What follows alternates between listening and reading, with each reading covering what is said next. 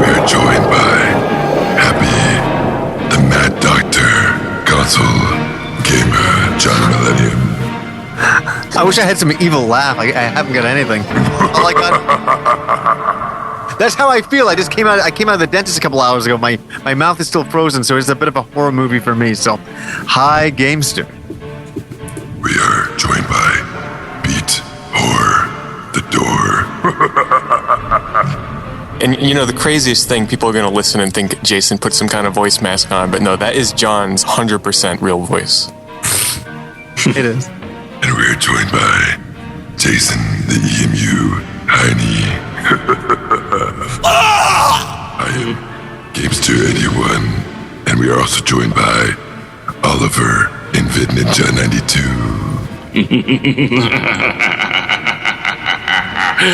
Yes, it's a British person again.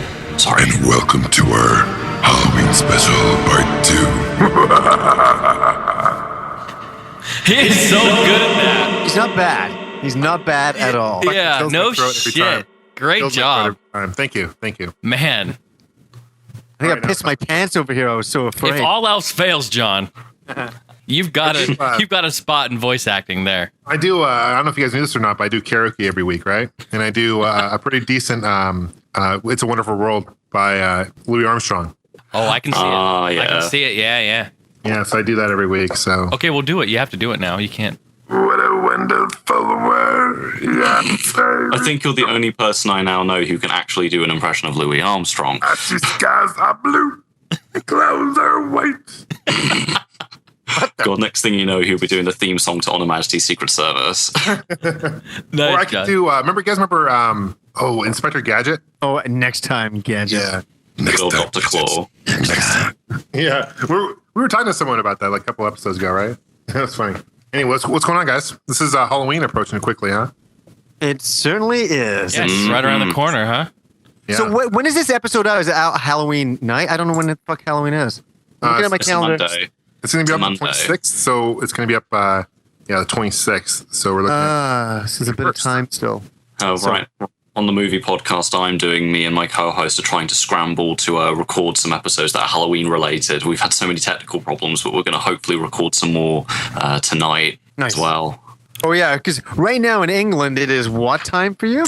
It is 22 minutes past 3 in the morning. Yeah, there you go. Wow, Oh, that's- shit. And the funny thing is, I've got to go to college this morning as well. What Wow. time at? Wow. Time at? Is- 9:15 is when I start, and I work till 6:15 p.m. because I'm doing a university course. The only thing that will help out will be tea.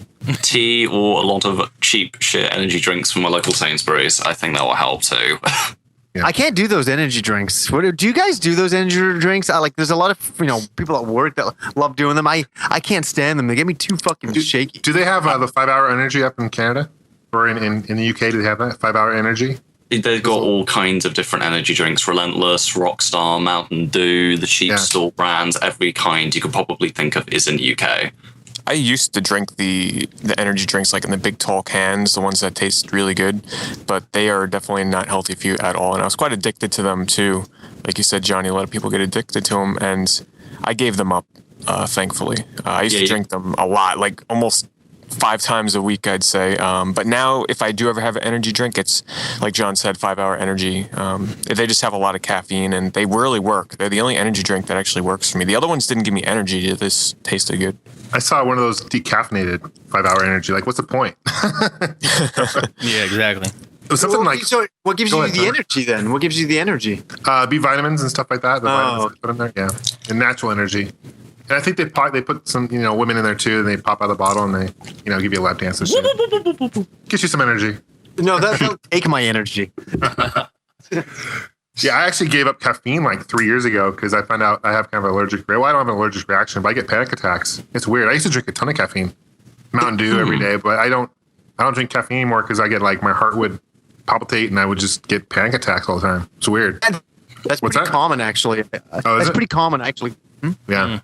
Yeah, no, I get that too if I drink coffee. If I drink tea, I'm okay, but if I drink coffee, I get a little bit, a little shaky, not feeling too good, yeah.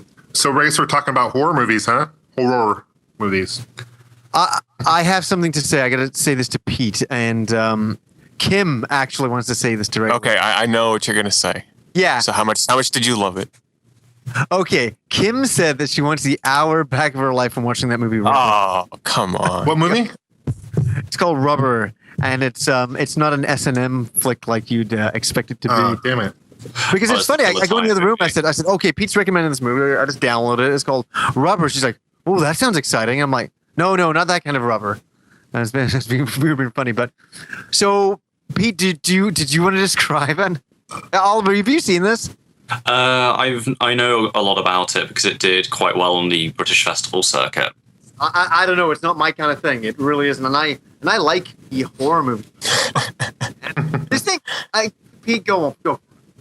You describe it because you just got done watching it. Hey, and you know what? I'm going to give away some of the plot. So if you don't want to know what the movie Rubber is about, hold on. Let me just say that. Yeah, let me just say that. Rubber. It's on Netflix instant streaming.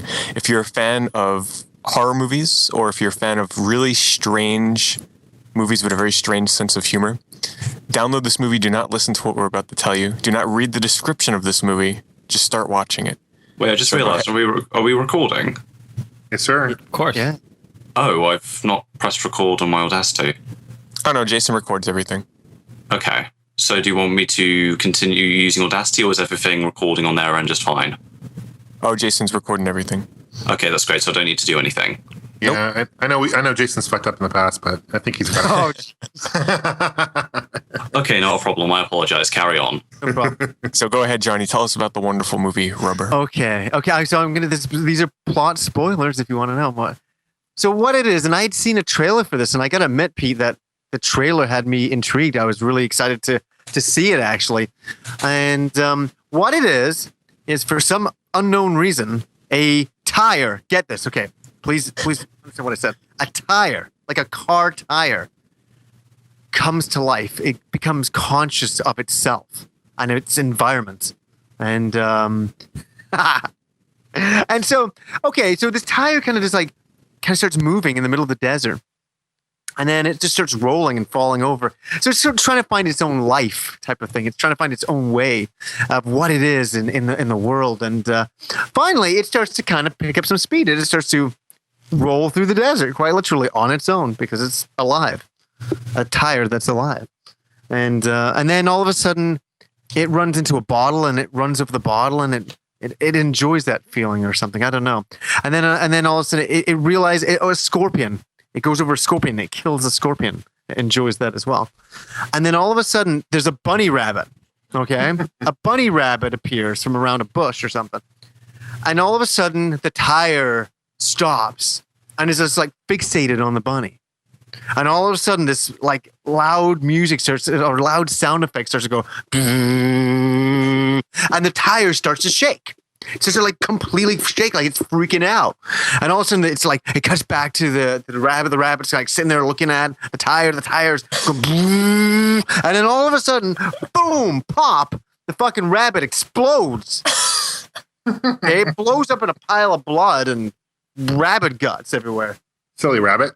Silly rabbit. And then all of a sudden, the tire sits and looks at it and then rolls on forward. Okay, now here's my problem with the movie, Pete. Maybe you can correct me here, but all I really thought this movie was about was the rabbit. The fucking tire would roll into a town. It starts blowing up people, by the way, at this point. It rolls into a town. It sees this guy he doesn't like. For some reason, he doesn't like some guy in this car. And he makes him explode. His head explode. And then the whole movie is just a series. You get kind of bored. This is what I thought of the tire just blowing up shit. It kind of gets tiresome. When it blew up the rabbit, I was surprised. When it blew up the crow and like 20 other people, not so much surprised. How long is this movie? Too long. It's only like an hour and a half or less. It's quite a short film. It sounds like it could be a 5-minute flick. It should have been. I can give you. We actually fast forwarded through some of it because it was so fucking boring. It's so hilarious. Sounds like a great arcade game. Yeah, I feel like the Michelin Man should be in there somewhere. You know, I'm kind of reminded of the commercial with a baby in the tire. Okay, Pete, God. what did you? Okay, I want to hear what you liked about the movie. There is really no point to it. I mean, that's the problem I have with most newer horror movies these days. They're all the goddamn same, and for the most part, a lot of them are boring, and I don't know. This movie was just so different and so out there, and I thought it kind of works, believe it or not. I mean, yeah, like you said, I do agree. It did get a little stale after a while with the whole, he's going to blow up another person, blah, blah, blah. But just it was so strange where you didn't even get to the part where there's just a group of people like sitting off in the desert with binoculars. No, I watched all that. I stopped it. But you know what I fast forwarded through? The fucking rolling. Between blowing up people, it rolls through the desert. It rolls through a town for about fucking a good 5 minutes. And I'm like, yeah, okay, fast forward. Okay, he stopped. He's talking. He's not talking to somebody. He's going to pull somebody's head in.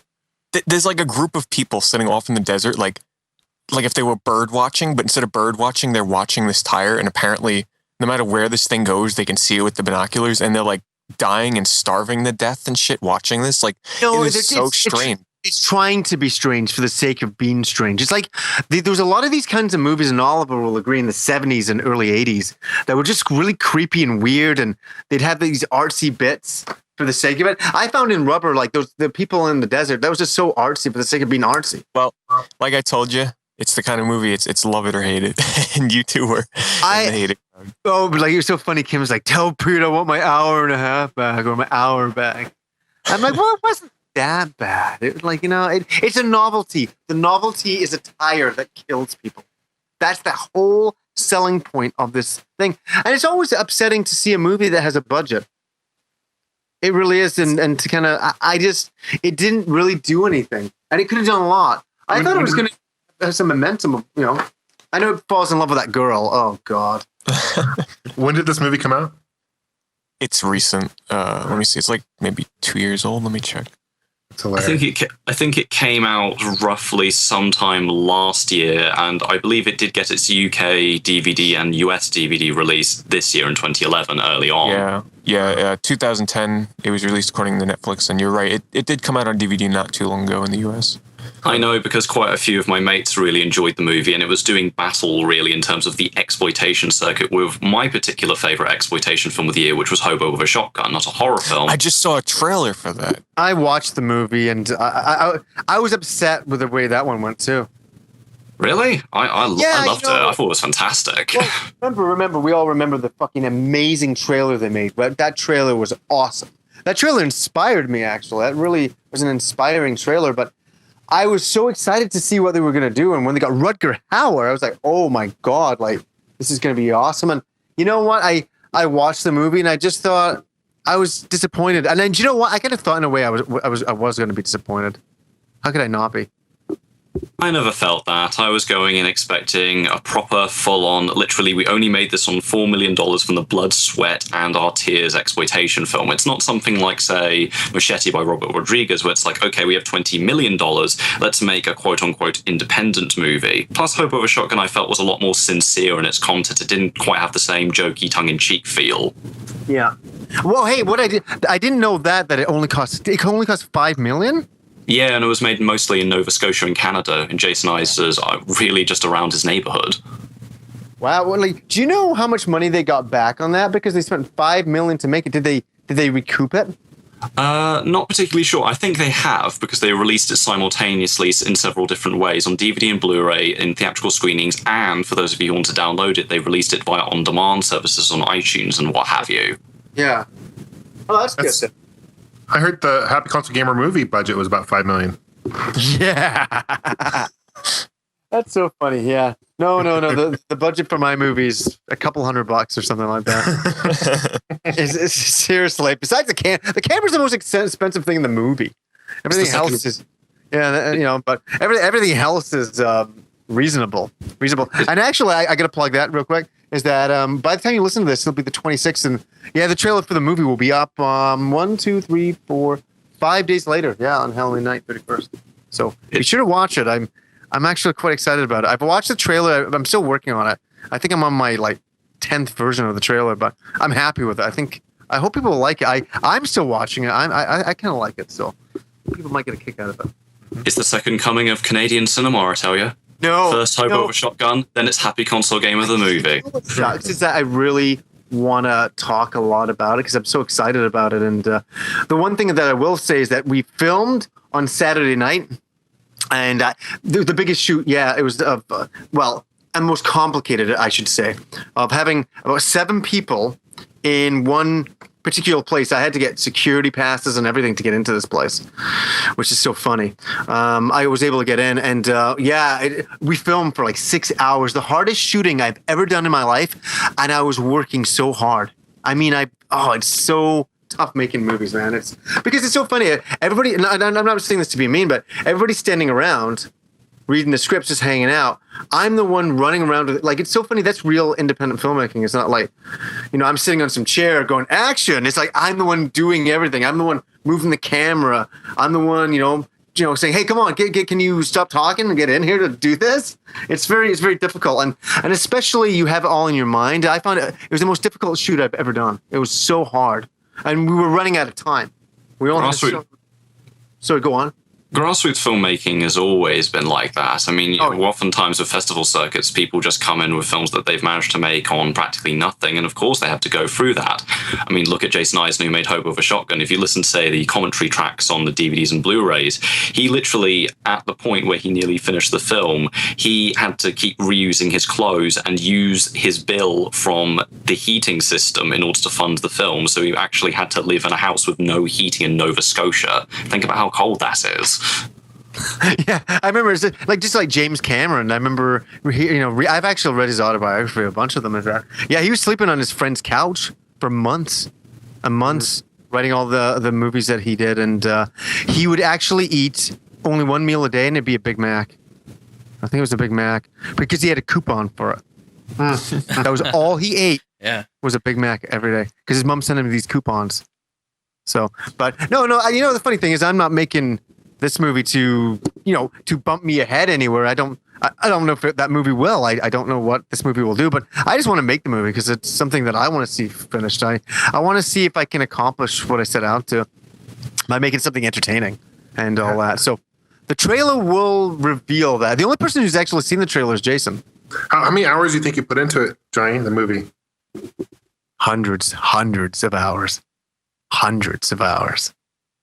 Like, right now I probably have around, sorry, it's off the top of my head, and added up, maybe about 18 tapes full of stuff. And I can honestly say that it's like one tape sometimes takes about 7 hours to get one tape of stuff.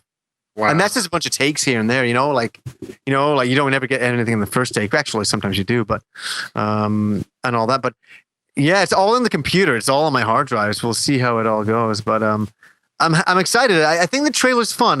Jason, what do you think of the trailer? Yeah, I think it's great. I do. I think it's great. Yeah. I know. I know the type of work it takes to do stuff like this. I know what it takes, and it's fantastic. I think a lot of people are going to enjoy it. I think it's going to be a good flick. It's changed a bit since the last time you saw it, and it's also gotten color corrected quite a bit. So I found this way to do the colors for the movie that I really like. It really adds a lot of depth to it, and it's the look of the film that I want now. So I know exactly the look, which is good. So when I go to start putting this thing together, which I already have, it's starting to work, and I'm like, whoa, colors look good. I'm very happy with the colors and all that kind of stuff. So I'm looking forward to it. I still have to be honest with you, I'll say right on the podcast, probably another 7 months to go. Because I got more to film, but I got a lot of smaller stuff. Got all the hard stuff out of the way now. Now it's a lot of like, I can't say what, but I get little scenes with this person, little scenes over here, and little scenes with me and Rob that we can do in the new year. I was really happy because, I was worried about Rob's running out of, I shouldn't say running out of time. He's having another little one in December. And I really want to get some of these big scenes out of the way. So, being a father, having 2 kids come December, he's not going to have any time. And I was like, oh man, we need to get all this stuff out of the way. Well, hallelujah, we got it out of the way, which is a wonderful, wonderful thing. So everything is good in the hood now. Good in the hood. I can't wait to see my cameo, man. It's been forever since we filmed that. Yeah, I can't say anything, but you did make it in the trailer. I'll say that. Oh, did I? Oh, awesome. Yeah, you did. You did. I tried to get everybody. I tried to get everybody in the trailer. Actually, is everybody in the trailer for the movie? It's awesome. I think so. Yeah, but it's a very quick scene, but yeah, it's kind of fun. It just shows that. Yeah. something's going on. Actually, somebody's like, "Is Pete Dorr in the movie?" And I should have done something when I was at PAX, tried to incorporate something, but I can't add things into a movie that already has a structure. You know what I mean? Like, it wouldn't make any sense. So, unfortunately, it would have been. Could have been fun to do a dream sequence of something weird that happened, but yeah, that didn't happen, unfortunately. But hey, anyways, guys, as you know, I'm just going to take off for about 10 minutes. I'll be back. All right. Okay. So did any of you watch the Walking Dead premiere of season 2, or do any of you watch that show in general? I haven't seen it, but I've been meaning to see it. I mean, are you a big fan of it, Pete?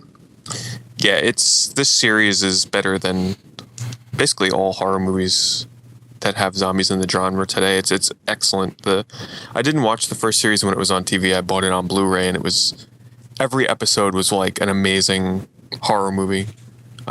So it's only 6 episodes for the first season, and then the second season is 13 episodes. But I'd highly recommend it to anybody that's into horror or zombies, especially. I don't know, Oliver, you see this at all? I can't say I've seen it simply because I'm not a massive fan in terms of horror of the zombie genre. I'm very selective with the kind of zombie films I really enjoy. As I'll probably mention later on, I'm much more of a fan of the Lucio Fulci style of the zombie films than a lot of the stuff that comes out today. And The Walking Dead was a TV show that I was looking up because a lot of the nerd websites were really into it, really going on and on about how Frank Darabont, the director of The Shawshank Redemption, was involved. But from what I'd heard from many of my friends who watched it, they weren't terribly fond of it. They just said it was a bit of a mediocre TV show or a mediocre adaptation of the comic book source material. But I can't say I've watched it, but I'm not in any rush. But if it is good, I'll give it a go at some point. I've never read the comics, so maybe that's why it's a little more entertaining for me, is not knowing exactly what's going to happen next. I know they're missing a lot of stuff like from the comics, people have told me, but go ahead. Then again, most comic book fans are so fussy about their adaptations that, quite frankly, I just take every opinion with a pinch of salt nowadays when it comes from them. So you mentioned Lucio Fulci, which is also one of my favorite directors, and Zombie is probably one of my favorite horror movies of all time. If not, possibly, if I ever got around to thinking about it, possibly my favorite movie in the horror genre. But I actually just watched last night, I bought it when I went to Comic-Con, a Blu-ray copy of a movie called Burial Ground, The Nights of Terror. Oh yes, Burial Ground, The Nights of Terror, the movie by the same director who brought us Strip Nude for Your Killer, one of the many Italian giallos at the time. Nice.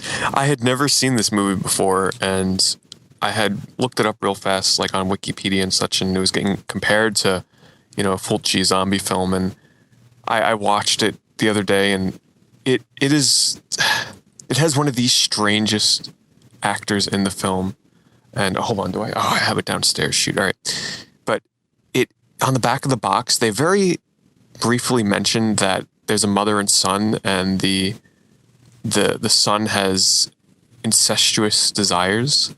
So I kind of looked past that. Yeah, and I kind of looked past that, and I forgot it when I watched the movie. So there's this kid in the movie that is the creepiest. Let me get the exact name here. Hold on.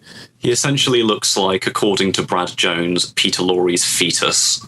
Let me see. Peter. It's brutal. Hold on. Burial. I think he's supposed to be like a 40-year-old man in the film, but he's playing this 11-year-old kid, supposedly. Yeah, his name is Peter Bark. Okay, so everybody get on Google right now and search for Peter Bark, Burial Ground, and then some images will pop up here. Hold on. B-A-R-K? B-A-R-K. What was his first name? Peter. And then go to image search. Speaking of dog parks. No. Oh, dude, he's creepy looking. What the fuck? So he plays pretty massive eyes. His eyes are like...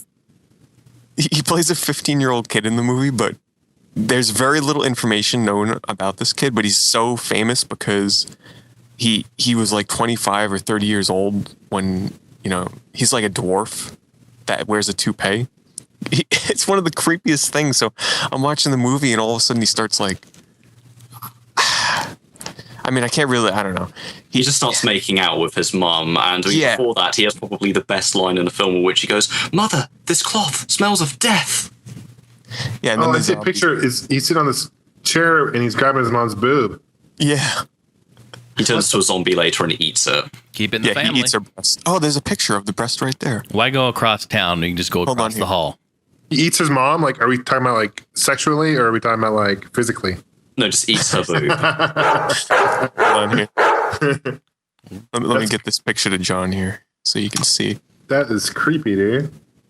Well, that is Italian horror. It's often got some of the most bizarre images you will see in horror cinema, full stop. He really eats her? Yes. He starts. We need to use that picture for the title here for the podcast. Just use Peter Bark's face on everything, and you'll be fine. So he was like, what? He's 30 and he's playing a 15-year-old kid in this movie? Yeah, and Yep. if you watch the English voice dub, which is the one I watched, it is one of the worst English dubs I've ever heard. It's so hilarious. It was worth buying this movie just for this actor. It's such a strange movie because otherwise the makeup effects on the zombies and such are actually pretty decent. Oh, what the hell? Oh, that's so blue screen. It's not even, it's weird. Weird. Who's hungry? I feel like drinking some milk. You guys down for drinking some milk right now or what? Chocolate milk. Wow. Oh, man. Speaking of zombie films, I actually, just before recording the podcast, I had bought the Blu-ray version of Survival of the Dead, which is Romero's latest zombie film, but it didn't work on one of my Blu-ray players, so I was too lazy to watch it on the other one. So needless to say, it was on TV before, on AMC's horror block of video movies or whatever. And, wow, has Romero fallen off of his knack for making zombie films? This is probably the worst one of the bunch. Of course, there's Land of the Dead, which was decent. It was a big disappointment, but it was decent enough. And then there was Diary, which was sort of a knockoff of Cloverfield with zombies, which it's like an awesome movie comparing it to Survival of the Dead. I mean, there's probably like 5 to 7 minutes of screen time of zombies in this film, and a lot of CG work with a lot of the kills, which is a shame. You know, the makeup on the zombies is just terrible. And it's once again, I mean, I know it's been a theme in a lot of his films, but it's just about the people, and there's too many actors. There's like 10 to 15, like not main role, but important role actors in this film. And you never get to know any of the characters. And it was just terrible. And he's starting to bring in this theme where zombies, like he did this in Land of the Dead too, where zombies like remember to do their everyday activities and shit. So there's like zombies, a mailman zombie that's putting mail in the mailbox. I mean, it's just kind of stupid. There's a zombie that's riding a horse. I don't know. Oliver, have you seen this? I know you're not a fan of zombie movies much, but it's pretty bad. I've heard nothing but terrible, terrible things about Survival. I kind of gave up with Romero after Land of the Dead, which again I thought was okay, but once again, heard so many terrible things about Diary and Survival, I just thought, well, this director's kind of gone off his rock. Oliver, I mean, I know you're not a big fan of all, like zombie movies, but have you seen 28 Days Later? It's one of those British films that, believe it or not, I've not actually seen. I know it's by Danny Boyle, who is really one of the biggest British directors at the moment, what with many films that have won awards like Trainspotting, Slumdog Millionaire. But yes, it's one of those films that seeped into the public consciousness, but I never ever got around to watching. Do me a favor. It's one of my favorite horror movies from like this past decade. And very few horror movies these days genuinely like creep me out and scare me. That is one of them. Like, that is a must watch. And 28 Weeks Later is also really good, but 28 Days Later would definitely make it into one of my top horror movies of all time, believe it or not. It's really, I like it that much. I've always heard it's extremely effective, particularly with its thematic elements of isolation and, of course, the, at the time, new theme of zombies that will sprint after you very quickly. Yeah. My favourite zombie film, though, out of everything I've seen, and one of my favourite horror films in general, going back to Lucio Fulci, is actually less of a zombie film, more of a haunted house picture. It's The Beyond. Yeah, yes, I love The Beyond. One of my favorites of all time. Mainly because the gore is just so fucking over the top. It's so ridiculous. There's so many iconic scenes in that movie. Like the acid falling over and just melting the girl's face. The tarantulas that fucking rip somebody apart. Oh, I love that movie. The Beyond, for people who don't really know, who may be listening, is essentially a very simple haunted house story. It begins in the 1920s, where you see a warlock, essentially by himself in an abandoned hotel called the Seven Doors Hotel, being crucified and executed very brutally for supposed magical demonic powers. The problem is, at the same time, there was a young woman named Emily who is reading something called the Book of Abon, something of Lovecraftian lore. And what happens is, it turns out that this hotel is actually one of the 7 gateways to hell, and for those who visit it after the death of this warlock, will unleash a curse of, well, unknown proportions. And it does indeed happen to Eliza, who inherits the hotel along with a fellow doctor played by David Warbeck of The Last Hunter fame.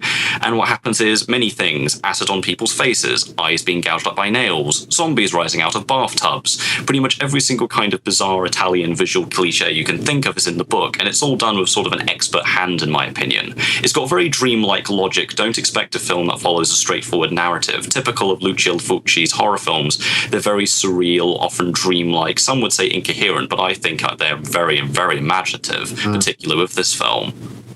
Yeah, I'm looking at the budget here for this movie. It's only $400,000. Often Lucio... Just a note real fast, too, this movie is also referred to as Seven Doors of Death, so just in case anybody's out, you see that, make sure to pick it up as well. I know I've seen DVD versions out here in the US where it's called Seven Doors of Death, so just be on the lookout. As another bit of a warning to that, the Seven Doors of Death version is a slightly edited, recut version with certain bits of gore removed and a completely different soundtrack, replacing the original Fabio Frizzi score. Skip that shit. Yeah. Because the gore is the best part of this damn movie. It was originally released, I believe, in the 80s on a particularly popular video label in the United States. We didn't get hit here in the UK for a long time because The Beyond was banned under the Video Recordings Act of 1984 when the Conservative government did the whole video nasties craze of banning many horror films, including this, Cannibal Holocaust, etc. And this wasn't really released uncut until the early 2000s. Wow. Yeah, I think... I'm not sure who does the soundtrack for Zombie. Zombie Fabio 2. Frizzi, the same guy who does The Beyond. Probably the best horror soundtrack I've heard. It's so creepy. The soundtrack and that, because I grew up watching Zombie as a kid at my grandparents' house on like the VHS version of it, and oh my god, that movie used to scare the shit out of me just from the opening music. And very few movies can do that to me. That the music is crazy in that thing. One person on YouTube adequately described it in a comment as, "This is the music that happens when the end of the world occurs." Oh god! You know, all I gotta say is I'm dying to see it. No, you really should. It's really. I mean, Italian directors don't really make films like that anymore, really. Not really, because unfortunately a lot of them have died. Lucio Fulci died in the late 90s. Bruno Mattei, one of my favourite ones, who made a lot of the really quote-unquote trashy ones, like Hell of the Living Dead, Strike Commando, SS Girls, he died quite a while ago as well. Ruggero Deodato's still alive, and Dario Argento is still making films to this day, but not to the same standard of his previous work. Yeah, I mean, for me, my favorite film by him still is Suspiria. I've watched a lot of his more recent movies, and what was it? I forget what the hell's the name of it? The Hitchcock one. I thought that was actually pretty decent. There's a lot of different ones. I mean, Hitchcock really inspired quite a bit of his work. I'm just trying to think of particular ones. The Hitchcock is actually in the title of the movie. I forget the exact title of it. Let me see.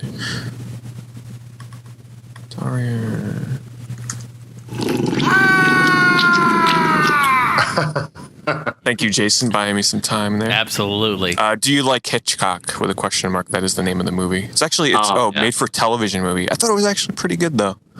Yeah, he did. A lot of these Italian directors did make quite a bit of TV movies at the time. Not very often, but they did every now and then, offers sort of specials or things like that. Let me ask you guys this. I'm sorry, go ahead, didn't mean to cut you off, but do you guys get more scared from like suspense in a movie or like gore in a movie? Like what freaks you guys? Suspense. Gore will never scare me. That's like the best part of a film. Definitely. It always makes me smile. The crazier the gore, the more I smile. The more work they put into the scene, I love it. That's a very good question. I mean, I would go with suspense, but sometimes also a good mixture of suspense and gore can also work in a sense that it builds up to a climax, and the climax is so off the wall and handled in such a brutal fashion that it works.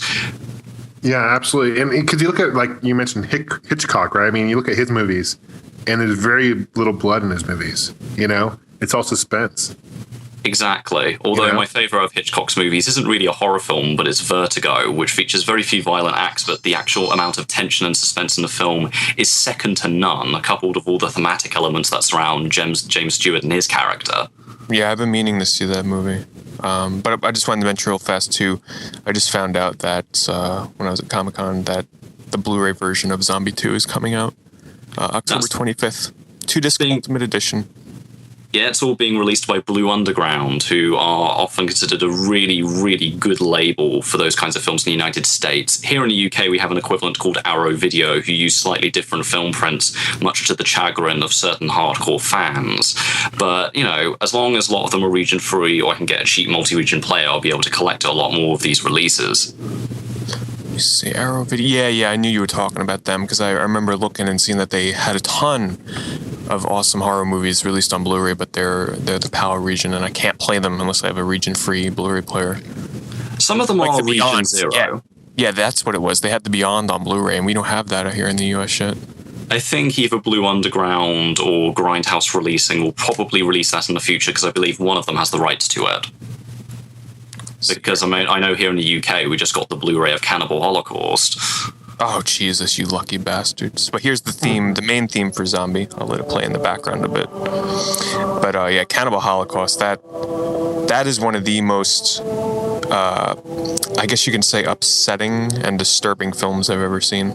I will say that's probably my all-time favourite horror film, because it was the only one at the time that really made me genuinely uncomfortable. Yes. In the sense that as soon as after I watched it, I had to watch another film straight afterwards. In fact, I distinctly remember after watching the uncut version, I went and watched Dirty Harry straight away to sort of recuperate my thoughts. For those that don't, now you might know the whole history behind this better than me, but the director of the film got taken to court to prove that the actors of the film were still alive, correct? Because the death scenes at the end were so real that he had to prove it, right? I remember you talking about this, yeah. Couldn't you, wasn't that easy to prove? Just have them show up in court. Exactly. Yeah, that's what happened. Ruggero Deodato essentially invented the almost the found footage genre of horror films. And with that, of course, you had films afterwards like The Last Broadcast, The Blair Witch Project, all those kinds of movies.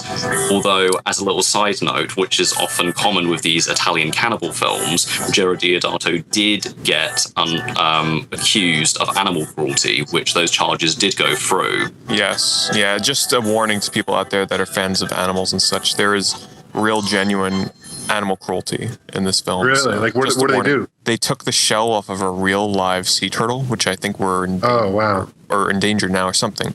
They took the shell off and just like ate the guts in the film. They also shot a pig, cut off a monkey's head and ate its brains, gutted a muskrat. Did they hurt any whales? No.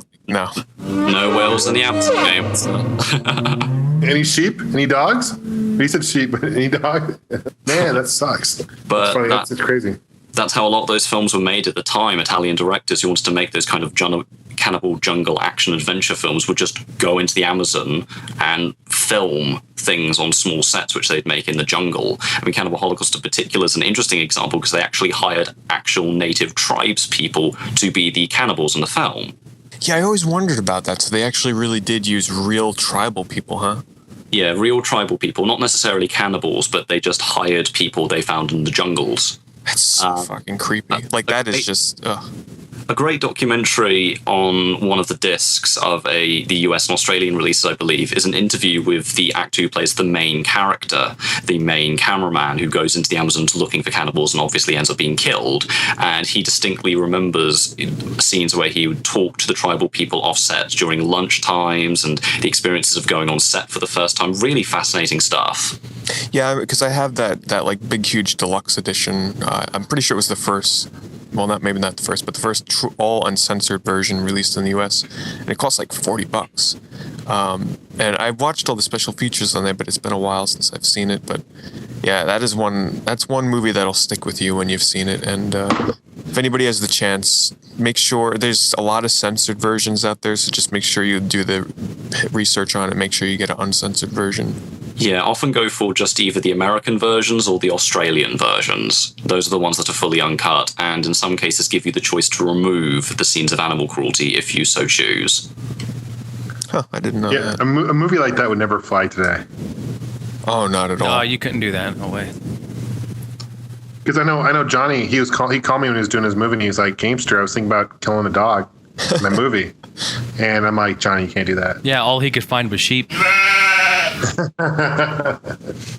Ah, dear. Those are the perils of Italian filmmaking. It was pretty much a danger zone back then, but at the same time, there was so much freedom and the laws were so lax on everything that you could do whatever you pleased. I mean, one of the most notorious films Lucio Fulci ever came out with was The New York Ripper, which is still censored in Britain still to this day. I still have to see that film, actually. It's often accused of being ridiculously misogynistic and misanthropic, which you can argue it is. But at the end of the day, it's a horror film for me. And really, that's why you watch the film, to feel uncomfortable, to feel like you're in the middle of this ghastly situation involving a serial killer who speaks in a Donald Duck voice over the phone before killing his victims, often very nubile young female victims.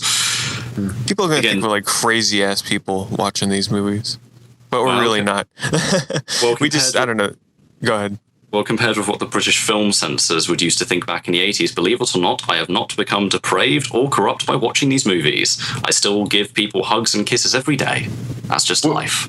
What do you guys think about Wes Craven as a director and film creator? I really like The People Under the Stairs. That's actually a really excellent movie by him. I'm not even sure if he directed it. I know it's based off the book. I enjoyed the Scream series, as cheesy as they are. Same here. The first movie, I think, still holds up very well, as does the second film. The third one kind of goes off the rails, but I think one thing that's definitely consistent throughout all of them, Neve Campbell. Jesus. Whatever happened to her? Yeah, I think the Scream movies just kind of stereotyped her in a role, but they were very good films for the time in that they really handled a lot of metatextual comedy, references to other films within the film, as well as, of course, actually handling comedy with moments of course, explicit violence. It worked, and it mostly comes from Wes Craven's direction, which is fairly assured, given his work on Nightmare on Elm Street, and the writing, which I think was by a man called Kevin Williamson. I'm bringing up the list of movies he's done here. He has directed Last House on the Left, which is another amazing movie. It's another movie where if you want to feel terrible after you're done watching it, check that one out. The 1972 original, not that remake garbage. It's one of the earliest of his films, and it definitely had an impact. It inspired quite a few films, including the Italian Night Train Murders and recent examples like Chaos. It was released in 1972. It was his second film, and his third film was The Hills Have Eyes. Of course, we're talking about the original, not the remake, even though the remake is actually pretty decent. But the original is also really good. Who's that guy in that movie, that freaky guy? Michael Berryman. There you go. See, this is why we brought on Oliver for our Halloween special for movies, because goddamn, he knows everything. He's in Tron. Isn't he in the new Tron? Michael Berryman, I don't believe so. I don't know. He looks really... No, he's not. Never mind. There's a guy who looks just like him, but no, it's definitely not Michael Berryman. Yeah, it looks just like him, but it's not Michael Berryman. Yeah, I was looking at an old younger picture of him, like, that looks like the guy from New Tron. Not him, though. God, the last time I saw a film with Michael Berryman was that absolutely hilariously gaudy 80s cheese fest Voyage of the Rock Aliens. Why the hell was he in that film? I don't know, alongside Pia Zadora. Hey, Oliver, I am back here. I got a question for you. What is the most disturbing horror movie you've ever seen in your life? Like one we actually just talked about it, kind of. Oh fuck! Did we? What was the not answer? really. Not really. Okay, go ahead. Okay, my favorite horror film, as I've mentioned with Pete and the rest, is Cannibal Holocaust. But the most disturbing one I've watched, I know some people disagree with me, is the uncut version of Srđan Sposojević's, a Serbian film. What is it? It's called a Serbian film. Okay. Wait, how do you spell this? Because I'm going to have to watch it. Hold on here. Oh, now you've done it. Now, Oliver, I should have. My question is like the most psychologically disturbing and also. Psychologically disturbing. That's also a very good question. Well, no. So, no. What I'm saying, psychologically disturbing, but also visually disturbing. The both of them together. I suppose a Serbian film could qualify as both because it pushed my buttons on quite a lot of things, both in a visual sense and with its thematic elements. I should say. How do you spell this? Yeah. A Serbian film is SER. BIAN. Yeah, BIAN, a Serbian film. A Serbian film. Okay. It's just called a Serbian film. Hey, Johnny, you know what my future scariest movie is probably going to be? Your future what? My scariest movie that I'm probably going to be freaked out watching? What's that? Happy Console Gamer movie. Well, you know what? Like, oh, god damn, I can't say anything. I'll just say nothing. Yes, I agree with you, Gamester81. Speaking of disturbing movies, I got a new recommendation for people. I'm not sure if I mentioned this last year, but I think I watched this after the fact. Was that Martyrs or Frontiers? No. It's came out in 1994. I actually watched it on Netflix. It's on instant streaming. And I remember last time we were talking about like that. I don't know. I mentioned some other movie I watched on instant streaming. Scrapbook. Yeah, I think that. Yeah. That movie was goddamn terrible. But there's a movie on Netflix from 1994 called Aftermath. It's a short film. Yes, that's a Spanish half one. an hour long. Yep. It is. I'm telling you, Johnny, grab Kim tonight and watch this movie. It's only a half an hour long. Do not half read an hour long. Don't watch any trailers. And I mean, you could read the description if you want, I guess, but try and avoid that. Just go into it and watch it. And then Pete, let after me know the what you whole think of rubber this movie. incident, I don't think I can sell her. Honest to God, She'll probably never want to talk to me again after watching this film. I'll have to get her. Maybe I can get her in for her reaction to rubber. That'd be hilarious. She thought about him. It's Aftermath, and it is. After. Oh, you know what? I think you've recommended this before. Have you mentioned it before? I've recommended it before. Have you recommended that? Maybe I have. Maybe on the last time we had Oliver on. I just remember the Aftermath and the Holocaust one, and I watched the Holocaust one, and it was the Holocaust one. I remember now. Isn't that where the guy puts on one of the natives puts on this device over his dick? Yes. Oh yeah, that's Cannibal Holocaust. And starts fucking raping this woman. It was fucking disturbing. Yes. Yeah, Cannibal Holocaust, as we mentioned, is extremely disturbing, but it's probably my favorite horror film, believe it or not. It's a family favorite. Grab the kids, everybody. Billy, get in here. I do have a big recommendation for everyone here. This is probably my favorite trashy horror film of all time, which I actually watched very recently. I want to know if you guys have seen this film, because I love it. And it's a film from 1985, produced by Cannon Films, Golan Globus, the same people who brought us American Ninja and Death Wish 3, directed by Toby Hooper. Have you guys heard of Life Force? Oh my God, I love that movie. The sci-fi movie is excellent. Patrick Stewart is in that. Life Force. That is a film I knew about ever since I was a kid and only got around to watching recently. To describe it to you guys who've not seen it or have never heard of it, short version, space vampires. Long version, think Alien meets Quatermass in a Pit meets The Day the Earth Caught Fire. It's awesome. Sounds great. Yeah, it does. I've seen the cover on this movie before. I don't think I've ever seen it. You got to get it, Pete. I think I have. I know I have a copy on VHS, and it's funny. It actually has a budget, and I'd have to watch it again. But I think I've watched it like 5 times. I loved the movie back in the day. I haven't seen it in the last 10 years. It was Cannon Films' most expensive production at $25 million, bearing in mind this is the same company that made the Masters of the Universe movie for $23 million 2 years later. And the thing is, directed by Toby Hooper, the same guy who brought us Texas Chainsaw Massacre. I mean, the credits on this film were amazing. Special effects by John Dykstra, the guy who did the special effects for Star Wars, scripted partly by Dan O'Bannon of Alien and Darkstar fame, and based from a novel, The Space Vampires by Colin Wilson. Wow. I mean, the cast were mostly unknown. Steve Railsback, the main hero, is from Turkey Shoot, and the space vampire, the main one, was a beautiful, beautiful French actress who was only she was hot. Oh yeah. Her name was Matilda May, and she is one of those beautiful women I've ever seen in a film, bar none. Creepily though, in that one, very hauntingly so in that one. She's beautiful and yet eerie. In my opinion, one of the best kinds of characters in these sort of movies. She barely speaks. She has only a few lines, but she just has this enigmatic presence, some along the lines of many horror greats, in my opinion. I think while the film could be argued it's incoherent, I mean, plot threads go in and out in different areas. It's one of those films where you could argue, okay, it's incoherent, but it's so entertaining. It's so good, yeah. It's funny that you brought up Life Force. That's one I haven't thought about in a long time, and that used to be one of my favorites growing up. Is it on DVD? Yeah, you could be able to pick that up. Yeah, I gotta go snag that. Also, what's another one? Here's one, Oliver, I'll bring up with you. Like, not many people remember this movie or have seen this movie. And it's a Christopher Walken film. And it's called Brainstorm. I know of Brainstorm. Have you seen it? I've heard quite a bit about it from quite a lot of my friends who are also really into horror films. Yeah. I believe it was made in the early 80s. I think I know it because the main actress in it died shortly after making the film. Who did? Sorry?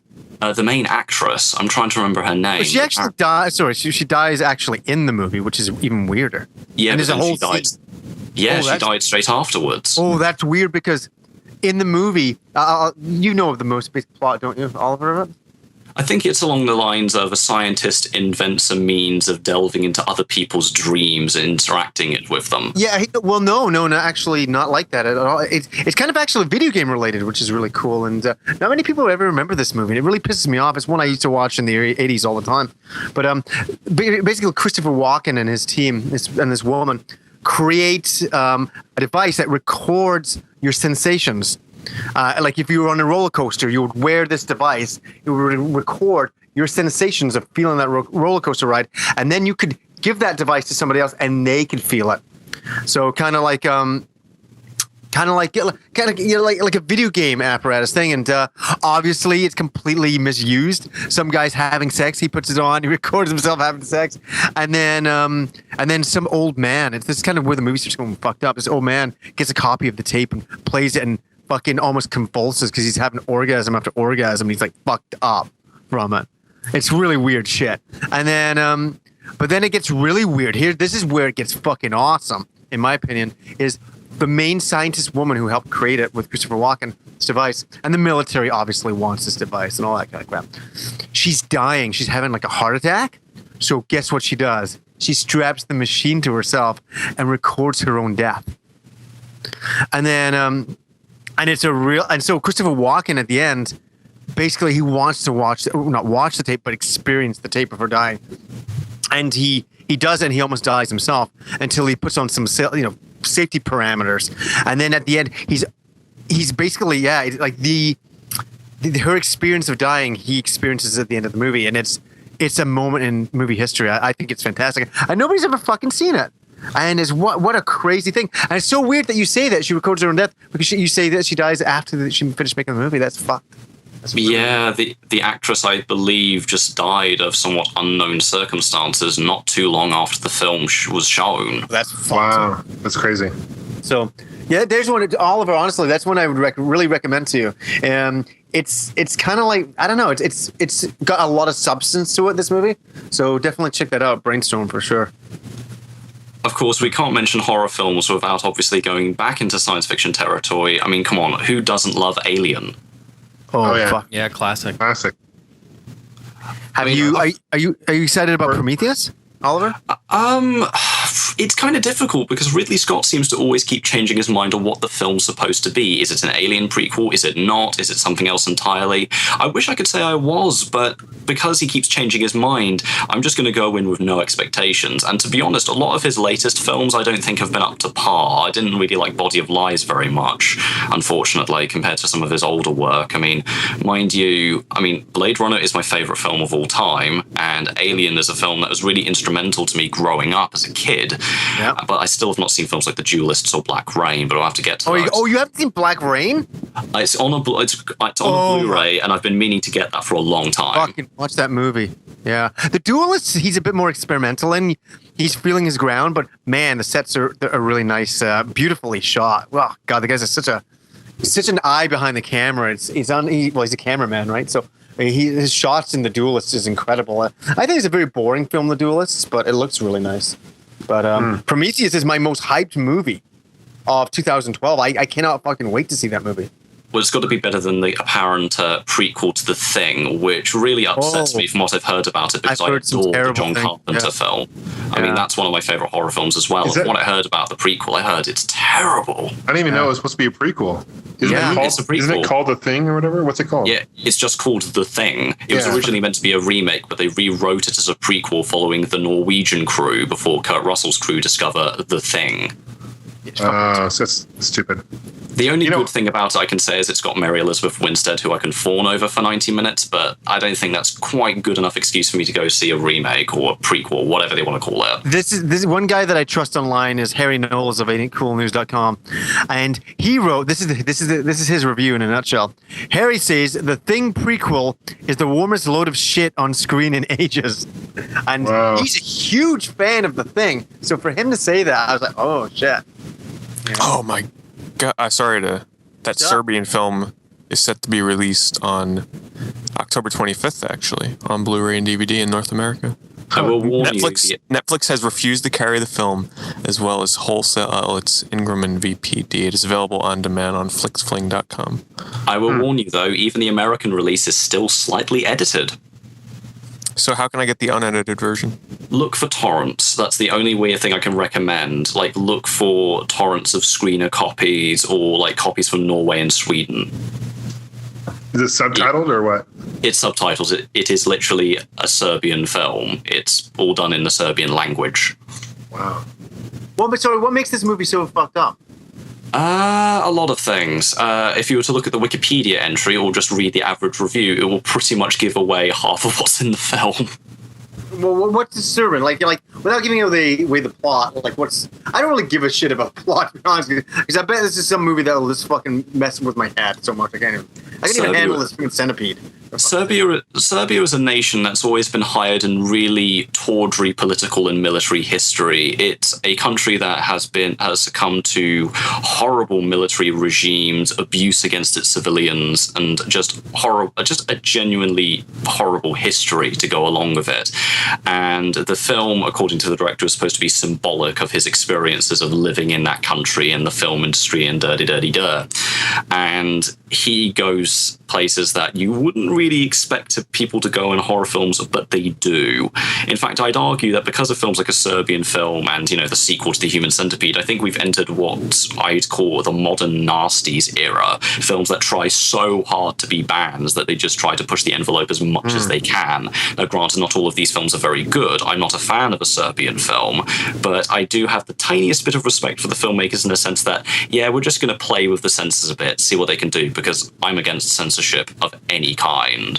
Hey, Oscar, speaking of just nastiness, I got a film that's going to freak you out. Not freak you out, but gross you out.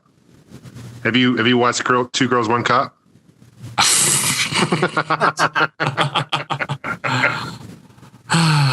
The internet, how wonderful you are. What was your reaction, Oliver, to Two Girls? When a friend showed me that at his friend's house, I actually couldn't stop laughing because I thought it was fake. Yeah. It looks like soft serve. It's like ridiculous. For those who are listening who don't know what it is, Google it and torrent it or whatever. Fucking don't go and watch Two Girls, One Cup. Seriously. Jason, have you seen it? No, I don't even know what the hell it is. Jason, go and watch it. Grab your What the girlfriend fuck? and watch a family-filled movie. Pete, have you seen it? Yeah, I've seen it. What was your reaction? I didn't think, I was wondering, real, fake. Well, actually, the most enjoyment I got out of it was after you watch it, go on YouTube and search for Two Girls, One Cup reaction videos. Yeah. Oh, yeah. Yeah, it's hilarious.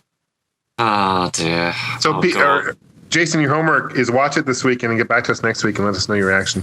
All right. Yeah, we want your reaction. All right, I'll watch it. Two Girls, One Right Cup. now, we want to hear it. Two in the girls, background. one cup. Yeah, watch it. Reaction. Can we do it right now? Can I watch Do it it right now. Is it a porno? No. Yeah, kind of.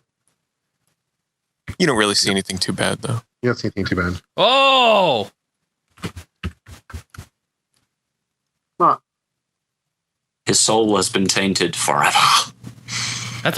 if that's really shit, that's a lot of shit. It's love, Jason. Come on. Oh, that's gross. Oh, Explain to us what you're seeing, Jason. I'm Describe it seeing to us. two girls. Oh, now she's barfing. Okay, I'm watching two girls eat shit. Literally. Literally, when she shit it out of her ass into a cup and is eating it. Now she's barfing it up.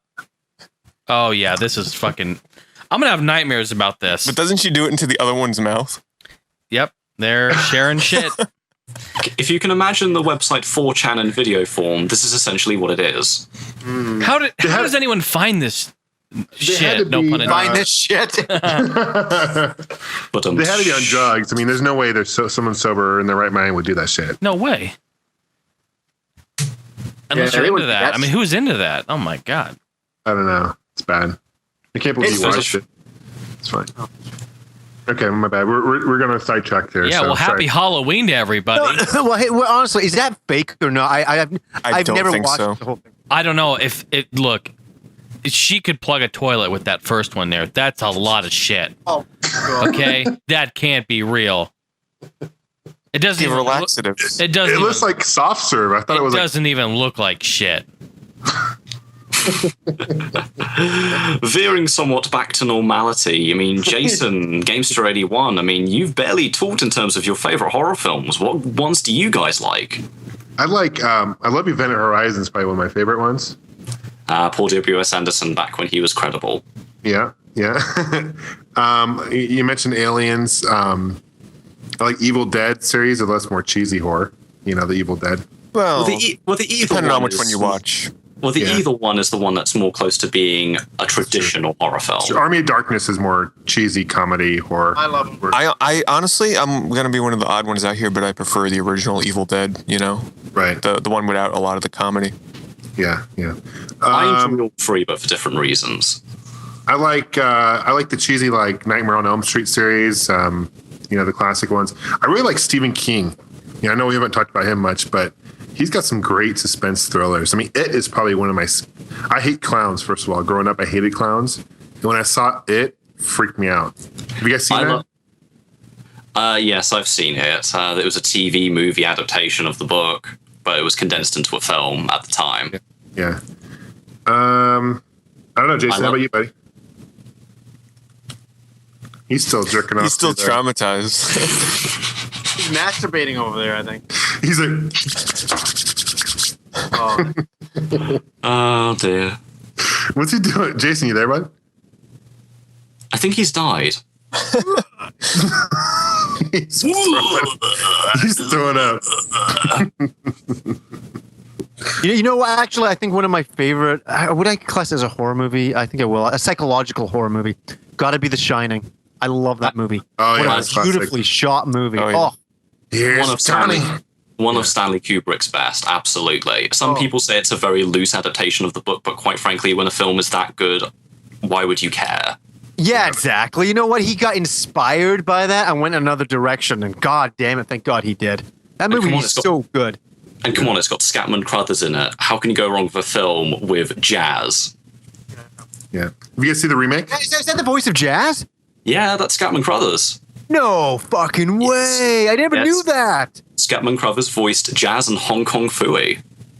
Holy shit! Oh no! Now whenever he's talking, I'm gonna be thinking about the Transformers. I'm watching the movie on Halloween. I'm watching The Shining I'm gonna try to do every Halloween to watch The Shining because I love it so much. But It's a classic one for sure. It's also got Shirley Bassey in it, and at the same year, I believe, she was also in the live-action Popeye, bless her heart. oh, And that's- they could have got a better olive oil than her, eh? Oh God. yeah.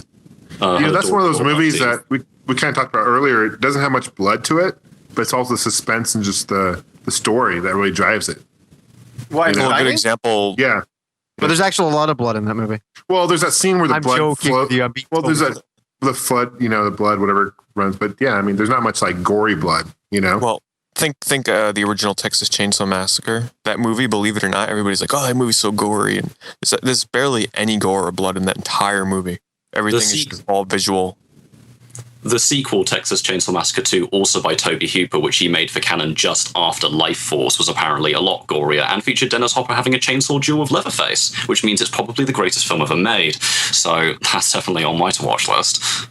I saw that a while ago, and I don't really remember it too well, so I think that probably says a lot for what I think of the movie. I don't Does know. it- It's, Second one. They say that's based on a true story, right? Kind of loosely based.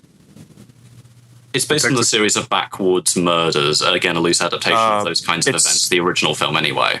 It's kind of loosely based on Ed Gein, which was a serial killer that used to kidnap people, young girls, and I think, and I'm trying to go back and remember. And he used to, he was a cannibal, and they found stuff in his house with like human skulls for bowls and like skin for lamps and shit. So very loosely based on that, just for the atmosphere of the movie. Were you guys talking to me earlier? Yes. Yeah.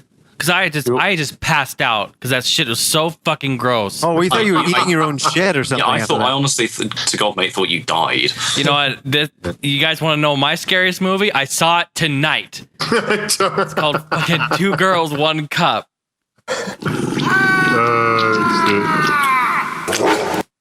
Jason, it's a love story Yeah, it's a love story. between two women, you know? Yep. It's a love story across space and time and beyond culture. They're loving they're crazy stuff. They're loving. You guys want to hear some crazy shit? My dad, when he was going to college up in the University of Washington back in the day, he was not roommates, but he was like suite mates with Ted Bundy.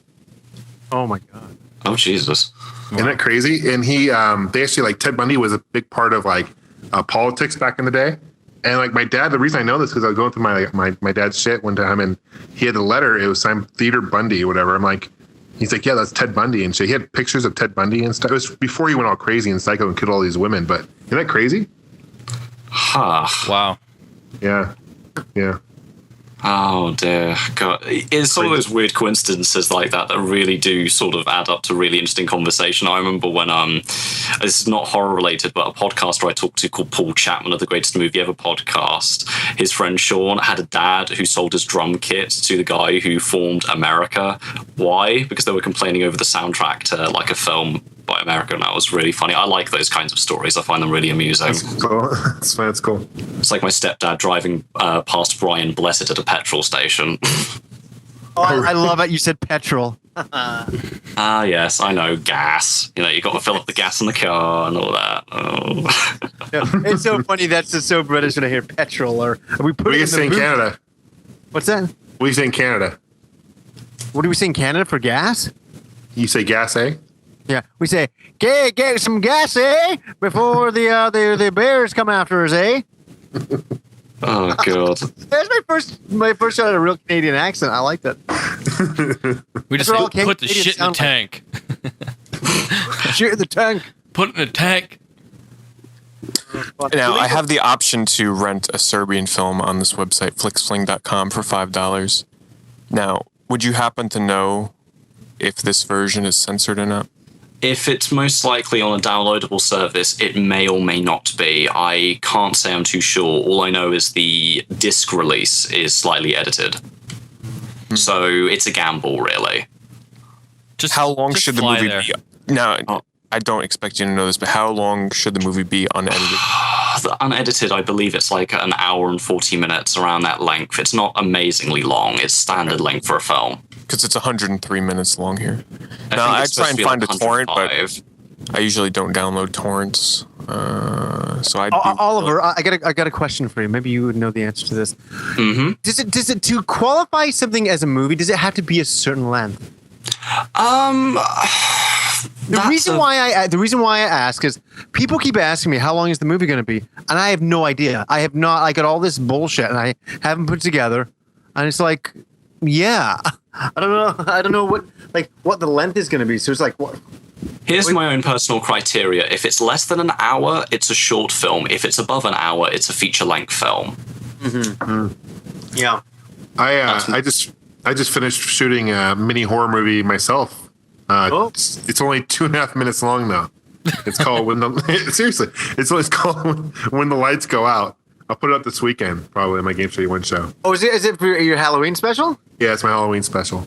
Oh, nice! I can't wait. I love it. hey, John. John, does it have the boglin in it?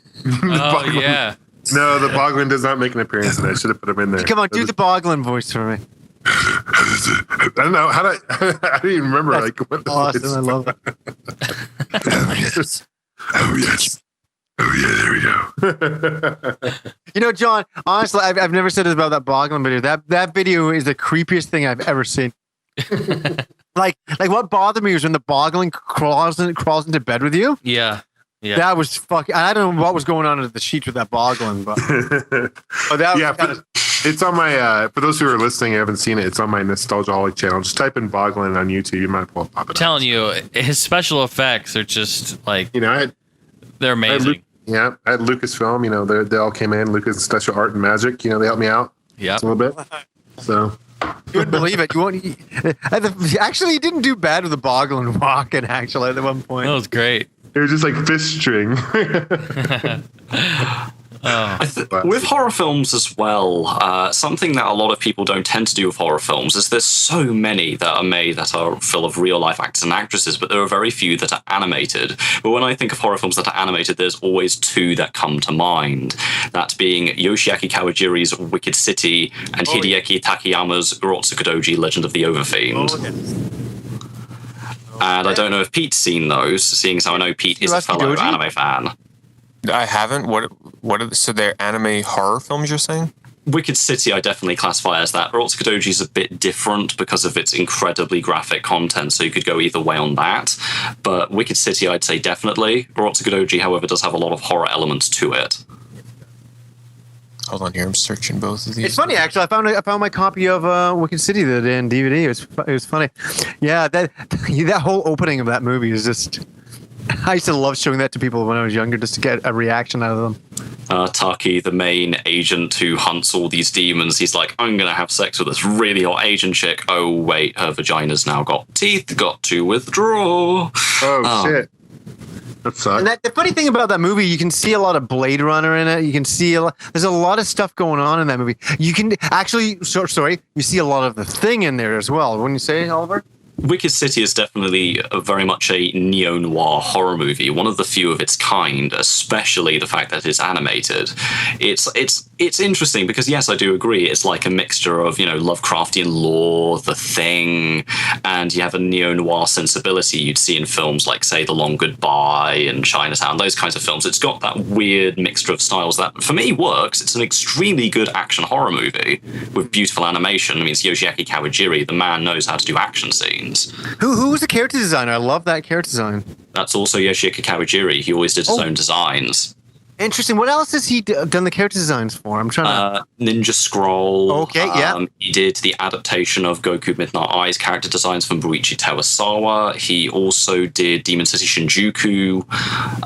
The only film I can think of that he didn't do his character designs on was Lensman, which was his first film. That was by a different... it's very hard to find a copy of Lensman in Japanese with subtitles. Have you noticed that? I have never found one, although I do own the ultra rare Harmony Gold dub. I got that one too. I know. I mean, Lensman, it's funny. Besides Arion, the Crush of Olympus, Lensman is another anime film that's great animation, great story, lost in the vaults of time. It's amazing how some. Yeah, no DVD release on that. Same with Windaria. But I'm trying to think of some other horror movies that are. Hold on here now, because I'm about to ready to order Wicked City. How do you spell that other one? Urotsukidoji. Okay, U-O-T. I have to tell you, U-O-T. my first experience seeing Urotsukidoji, people love this, is that back in the olden days of anime, I used to go to this anime club, and you'd give them, like certain members blank tapes, and they would tape on tape, animes that they had. And this is before DVD. This is before anime was available in the country, really. And I went to pick up my tapes one day, and I came home, and I put in the tape, and I'm like, what the fuck is this? Like, seriously, it's like a well-animated film, and then there's this guy who's like starts masturbating, watching all these girls do gymnastics. I'm like, am I really, like, as a kid, I was like, what am I, seriously? Like, am I actually watching this? Like, oh my God, like, wow. I was blown away. Like, this is, like, I think the hentai is a little bit more well known now, but back then it was not known at all. So I was quite shocked. I had the same reaction when I was 11 years old and I first discovered the bloody thing. I think I was about 13. And I was like, what is this? Sorry, I wasn't 13. Actually, I think it was 15. Yeah. I was way too young to be looking up films like Urotsukidoji and Cannibal Holocaust at my school. Oh my god! You were 11 years old watching that. I was watching like Galaxy Express 999 at 11 years old. When I was 11 at my school, it was essentially like this. You weren't allowed to look up anything video game related, but no movie websites were ever censored, so you could look up whatever film you wanted. Now, granted, I didn't watch films like Cannibal Holocaust until I was around 16, but I always knew about them since I was a bit of a youngster, to be honest. I would used to pass them over with people, say, have you heard of this? Have you heard of this? And that kind of thing. But Urotsukidoji, I'm trying to spell it again for Pete, U-R-O-T. Hold on. Pete's gonna be watching like so many more movies now. U-R-O-T. Oh, I see it now on eBay here. Hold on. Because Wicked City, you can get it on there with shipping for like $7.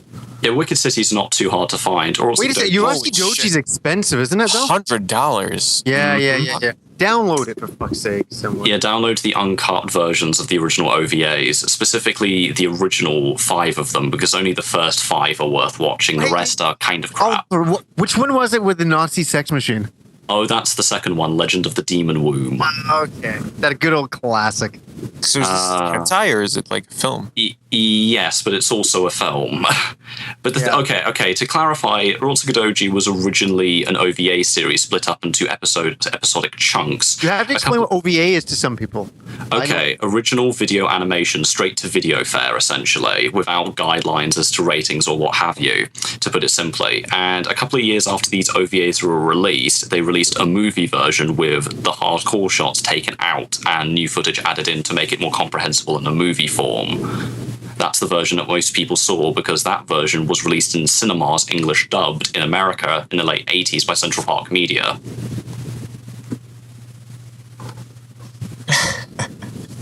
What are you laughing at, Pete? I don't know, like... So where do I start with this Urotsukidoji, like this series or something? You can watch it, I suppose, either way and get a similar experience, be it the movie version, which is commonly referred to as Legend of the Overfiend, or the uncut torrents, which you can find on places like Backer BT, or if you just type in a search.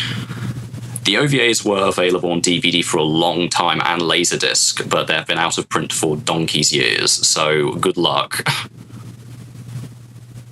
Yeah, I probably won't buy it because there's a DVD on eBay for $100. So yeah, not happening. I mean, the uncut OVA versions are 2.5 hours long if you were to watch all 3 of the first episodes. So essentially, you're watching the anime equivalent of Caligula. Fitting because Bob Guccione funded both films. Yeah, no, I hate to say it about a hentai horror film, but if you're an anime fan, you kind of have to, and you are a fan. You kind of have to see it just to say that you saw it. It's one of those films. Wouldn't you agree? Yes. It's incredibly explicit, yes, and it's got a lot of incredibly rough material, but it's also got some of the most nightmarish images you will see in animation, period, in my opinion. Just the design of the demons alone is just freaky Lovecraftian craziness at its finest. Yeah, it's really imaginative. It's really ridiculous. It's over the top, but has to be seen to be believed. Hey, we don't recommend this to young kids. No. Even though Oliver was 11 when he saw it. Explains everything. Yeah. So there's 3 OVAs, right? You're saying? Yeah, the three OVAs of the original Legend of the Overfiend episodes uncut. It's a bit convoluted, admittedly, to find them, but if you look up on Wikipedia or certain review sites, they will give you a guideline. Yes, admittedly, half the films, well, in fact, probably all the films we're talking about, don't show them to your children. Don't show them Lucio Fulci films when they're 11. I'm lucky I wasn't scarred for life, but other people probably will. I would disagree with that with Fulci because I started watching them when I was, I think, even younger than 11. Well, then again, you're a crazy man, so I can somewhat understand that. I've been into horror since I was little, so that's why it explains why I'm very excited to dive into a Serbian film here when we're done recording. I was never allowed to watch many horror films as a kid, but I was allowed to watch a lot of action films, which is why I'm far more of a sci-fi action guru than a horror one, I consider myself. It's funny, Pete. You got a chance to meet my friend Andrew at PAX. And it's funny, you guys are similar in some respects that he has seen so many disturbing horror movies, and he's almost become desensitized. Would you say that he become desensitized? Do you get bothered when you watch something kind of disturbing? Do you just go, it's only a movie? Well, I do that too. But I don't know. There's just something very enthralling about trying to find the next most disturbing movie, because I'm always so interested to see how far, films will go. So I'm really interested to see how crazy this film is. It's all morbid curiosity at the end of the day. I mean, don't get me wrong, I consider myself desensitized, but at the same time, there's also that level of suspension of disbelief that I think adds to watching films. I mean, film critics can call people like me and Pete as morally repugnant and evil people, but at the end of the day, so long as we accept them for what they are, works of fiction and works of art, then as long as they don't harm people, and films have never harmed people, in my opinion, they never have and never will. Well, don't listen to the censors ever, then it doesn't matter. Here's another way to put it. I could never watch like a real snuff film, No. Real violence like that disgusts me. But if it's a film and I know it's not real, then it kind of satisfies that curiosity. Like, hey, what about that scene with the turtle in that Holocaust movie? Hey, that's a real scene, huh? It's very disturbing. It's a very iffy situation with that. I mean, nowadays, funnily enough, the BBFC, our British censors, have passed those animal cruelty scenes mostly uncut because of situations that arose at the time that apparently they weren't considered killed just for the hell of it. They were killed and eaten afterwards as part of the filming practice, apparently. So again, it's a very, very fine line, which most people won't go over, to which I can completely understand. Hey, Johnny, any animals die in your film? Any animals harmed in making your film? Is there any animals in the film? Is there any animals? No, I don't. Wait. Wait. No. There's no animals get hurt, but a few of them are having sex. Is that bad? That's basically what we wanted to know. Oh, okay. Yeah. Perfect. So there's no animal cruelty. There's just animal sex, so it's all good. I'd be in line for that shit. I'd be in line for that shit. No, there's no animals in the movie, sadly enough. Which is next movie I'll make. I'll write a note. More animals. Hey, so you guys, why don't we get into some of this Halloween edition Wales Quick Draw?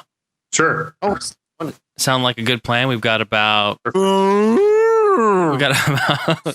25 or so questions so far. So again, you guys, if you want to participate in the Wales Quick Draw, again, it's been a while since we've done one of these, hasn't it been? It has, kind of. So for all the new listeners out there who aren't familiar, Wales Quick Draw is something we post on our All Gen Gamers Facebook page. Make sure to like us on there. And what we do is we just do a Wales Quick Draw. And what that is you can ask a question and we will get to it. And we all have a minute to answer the question. And of course, if you don't answer it within that minute, you guys know what happens. How about raped by the whale? How about for this edition, Jason, we use the Star Wars whale? Oh, Star Wars whale sound clip. Yep, it can be done. Okay. It'll be done. Fun times. If I can find it.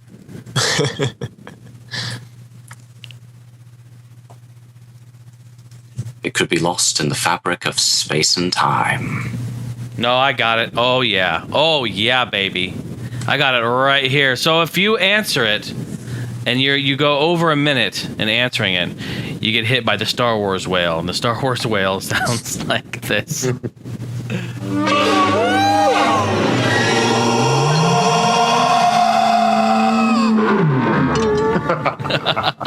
That's nice, Jason, but when are you going to play the sound effect? Oh, I thought that was you talking. What? Go fuck yourself. Go fuck yourself in your whale. In your whale. All right, so how about I roll the dice here, get it started? Sure.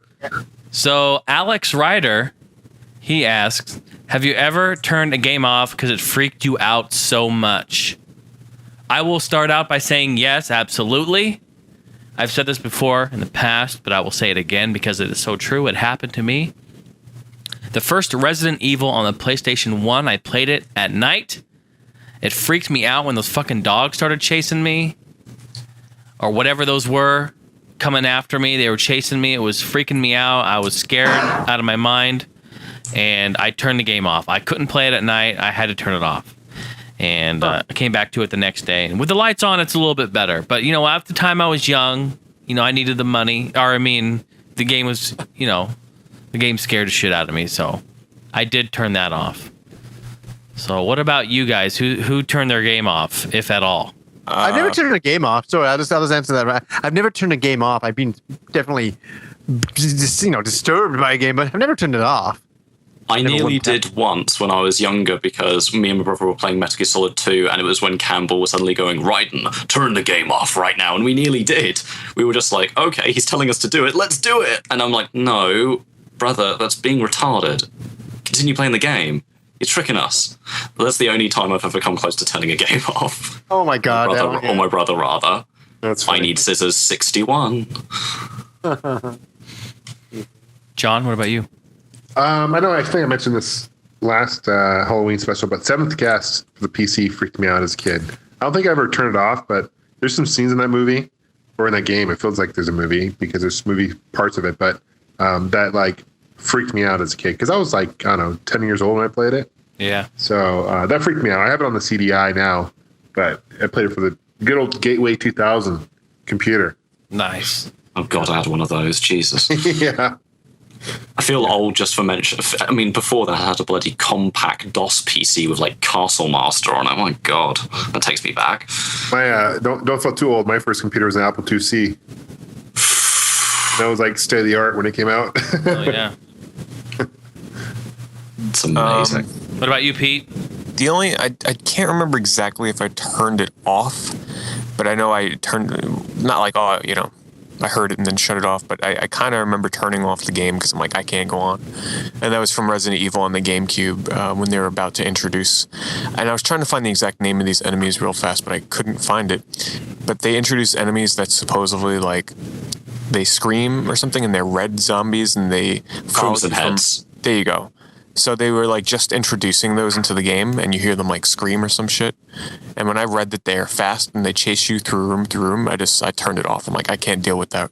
And then I never went back to the game. It's the chasing that does it, right? The chasing, and I'll be one to admit, if I'm ever getting pursued or chased in games, ever since I was a kid, I've always had a fear of that. Oh, I completely agree with you. Like in Sonic the Hedgehog 1, this might sound weird, but Sonic the Hedgehog 1, I used to be terrified as a kid. In Labyrinth? Yeah, no, in the level where you're on the bottom and the lava starts chasing you. Oh yeah, lava marble zone? Let me see, let me get the exact name. I'm surprised you didn't know this straight away, seeing as how you're the number one Sonic. Yeah. Yeah, it's Marble Zone. All right, who's got another question? Marble Zone Act 1. I got a quick one. Easy one for you guys. This is by Sean Michelin, and he asks, favorite Halloween candy Oh yeah. or candies? I know Jason's all over this shit. Shit, I got a stack. I'll start with mine. It's a mixture of candies. Actually, it's kind of an odd mixture. You take candy corn and you mix it with peanuts. Delicious. You like candy corn? Love candy corn. You don't like candy corn? I hate candy corn. Really? What's there not to like about it? It's like maple syrup and sugar and No, it's like a weird texture. Like when you bite into it and it crumbles. It's weird. And it's been so long since I've had that. It's just weird in my teeth. Try it with peanuts. Get the salty and sweet. It's awesome. I'll try. All right, I'll try it with penis. Try it with penis. Hard penis. It's salty penis. Get a salty penis. Delicious. Delicious. My favorite candy is you know what? What's the difference between Halloween candy and candy? Halloween candy is candy they do only at Halloween. There you go. It's spooky. Yeah, because candy corn only comes out during Halloween. What else only comes out at Halloween? What else only comes out of Halloween? Well, Like Cereal. freaking, You guys get like that. You guys get that Frankenberry or yeah, Blueberry. Frankenberry and Count Chocula. But those aren't candy. That's cereal. Yeah, it's cereal. I mean, I'm trying to think That's all. those little Debbie's come out with those Halloween cream pies. Yeah. Ooh, I know. I have a good one for you, Jason. Those sugar cookies you get at Fry's or grocery store. I got it. I got frosting. yeah, those cookies. I have some actually.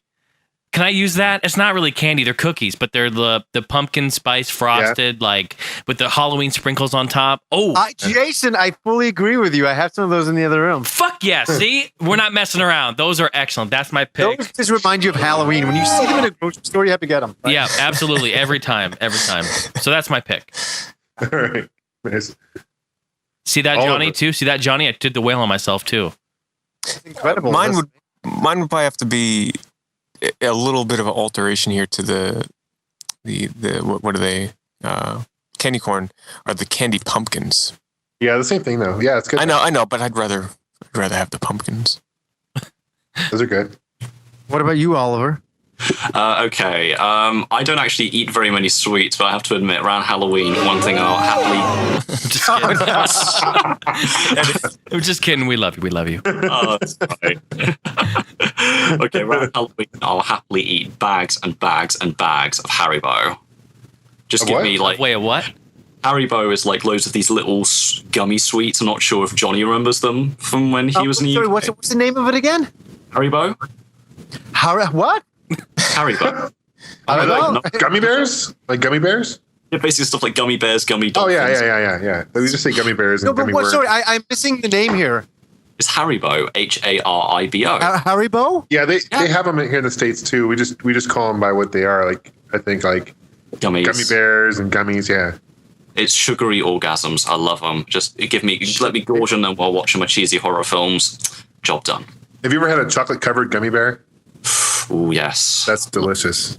lovely. It's the only way to fly. Nice. All right, who's got a question? Let's see. You guys all Well, looking there? I'm telling you, I'm still reading reviews here on Serbian film. I'm really anticipating. Dude, he's watching that shit right now. Review number 1: sick piece of garbage, a total waste of time. Seriously, not worth watching. What the great. fuck? Oh, Here's another review. What the fuck? How is this entertainment? People are sick. This movie is twisted. It makes Human Centipede look like the Care Bears, a must-watch for horror and thriller fans. And then another person says, best hardcore film since Martyrs, which is a personal favorite of mine. So, I don't know, Oliver, you might have created something here. Hell yeah, internet high five. Yes. I can't do a really sound effect, but There was a question I saw here. What was that? This is a good one for.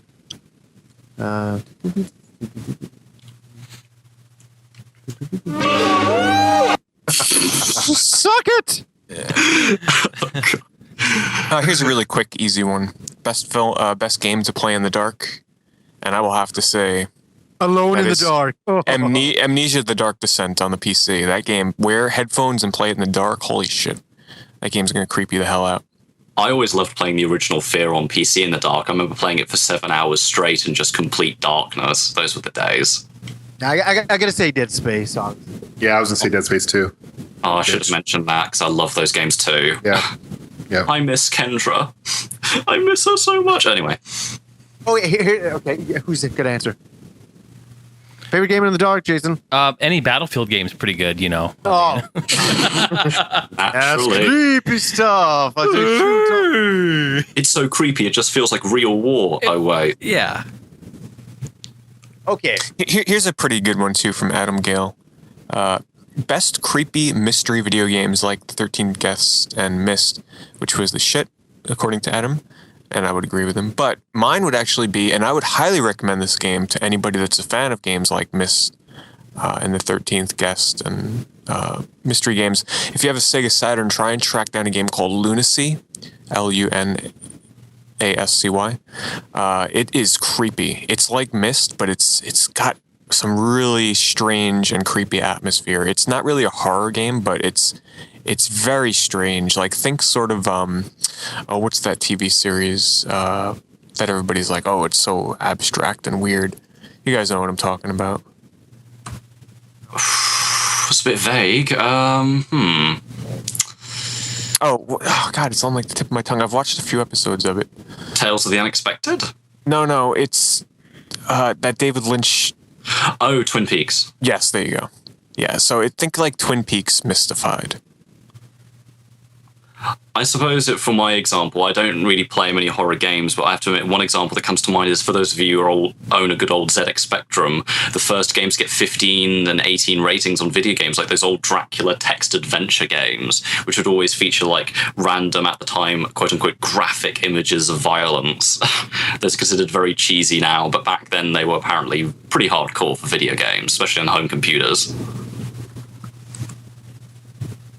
I remember the 11th Hour being kind of creepy. It was like a puzzle game. Yeah, that was the sequel to the Seventh With Guest. like a horror setting type of a thing. Yeah. Wasn't it the sequel to I think it was. Guest? Yeah.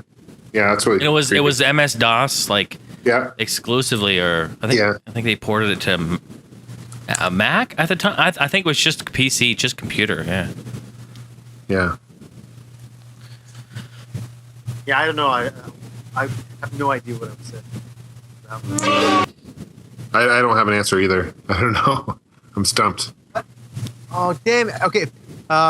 Michelle Steed writes, what is your favorite zombie game? This is good. I like this. Yeah, there's a lot. Original Resident Evil. I'd say Resident Evil as well. Like, yeah. I would say Resident Evil 2. 2. That's my favorite in the series, too.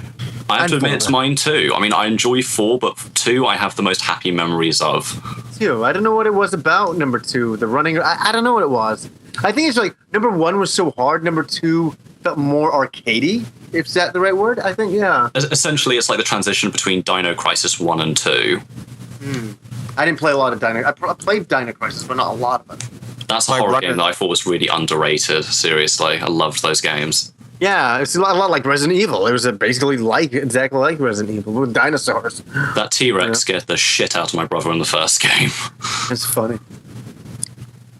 Also, Left 4 Dead 1, because of the first time you play it. 2 is pretty good too, but the impact that Left 4 Dead 1 had on the zombie video game genre was pretty impactful. Huge, yeah. Also, House of the Dead. Of course. Yeah. House of the Dead 2 especially. I was going to say House of the Dead 2, yeah. House of the Dead 1 was always my favourite, oddly enough, because I played it on PC all the time. And with recent zombie games, again, not a giant fan of the genre, but I am intrigued by Dead Island. I am. Oh, you took mine. I really like Dead Island. Took mine. That's it. But I don't know. I sold it because, I just can't play it right now. But Dead Island, actually, I really like that game. It's really good. I'm going to do one better than Pete and say Typing in the Dead. Oh. It's educational and it's scary. It's all classy. Educational, bloody, all classy. Yeah. Oh, God bless Well, you type words like, how was your day at school, son? It's wonderful. Truly wonderful. Questions? Here's an interesting one, which I don't have an answer for right now. I might have to think about it. It's from Sean Meek. He says, has there ever been a game that wasn't supposed to be scary but still scared you? Mine has to be 40 Winks on the PlayStation 1. That game still haunts me. What was the question? A game that was not meant to be scary but still scared you.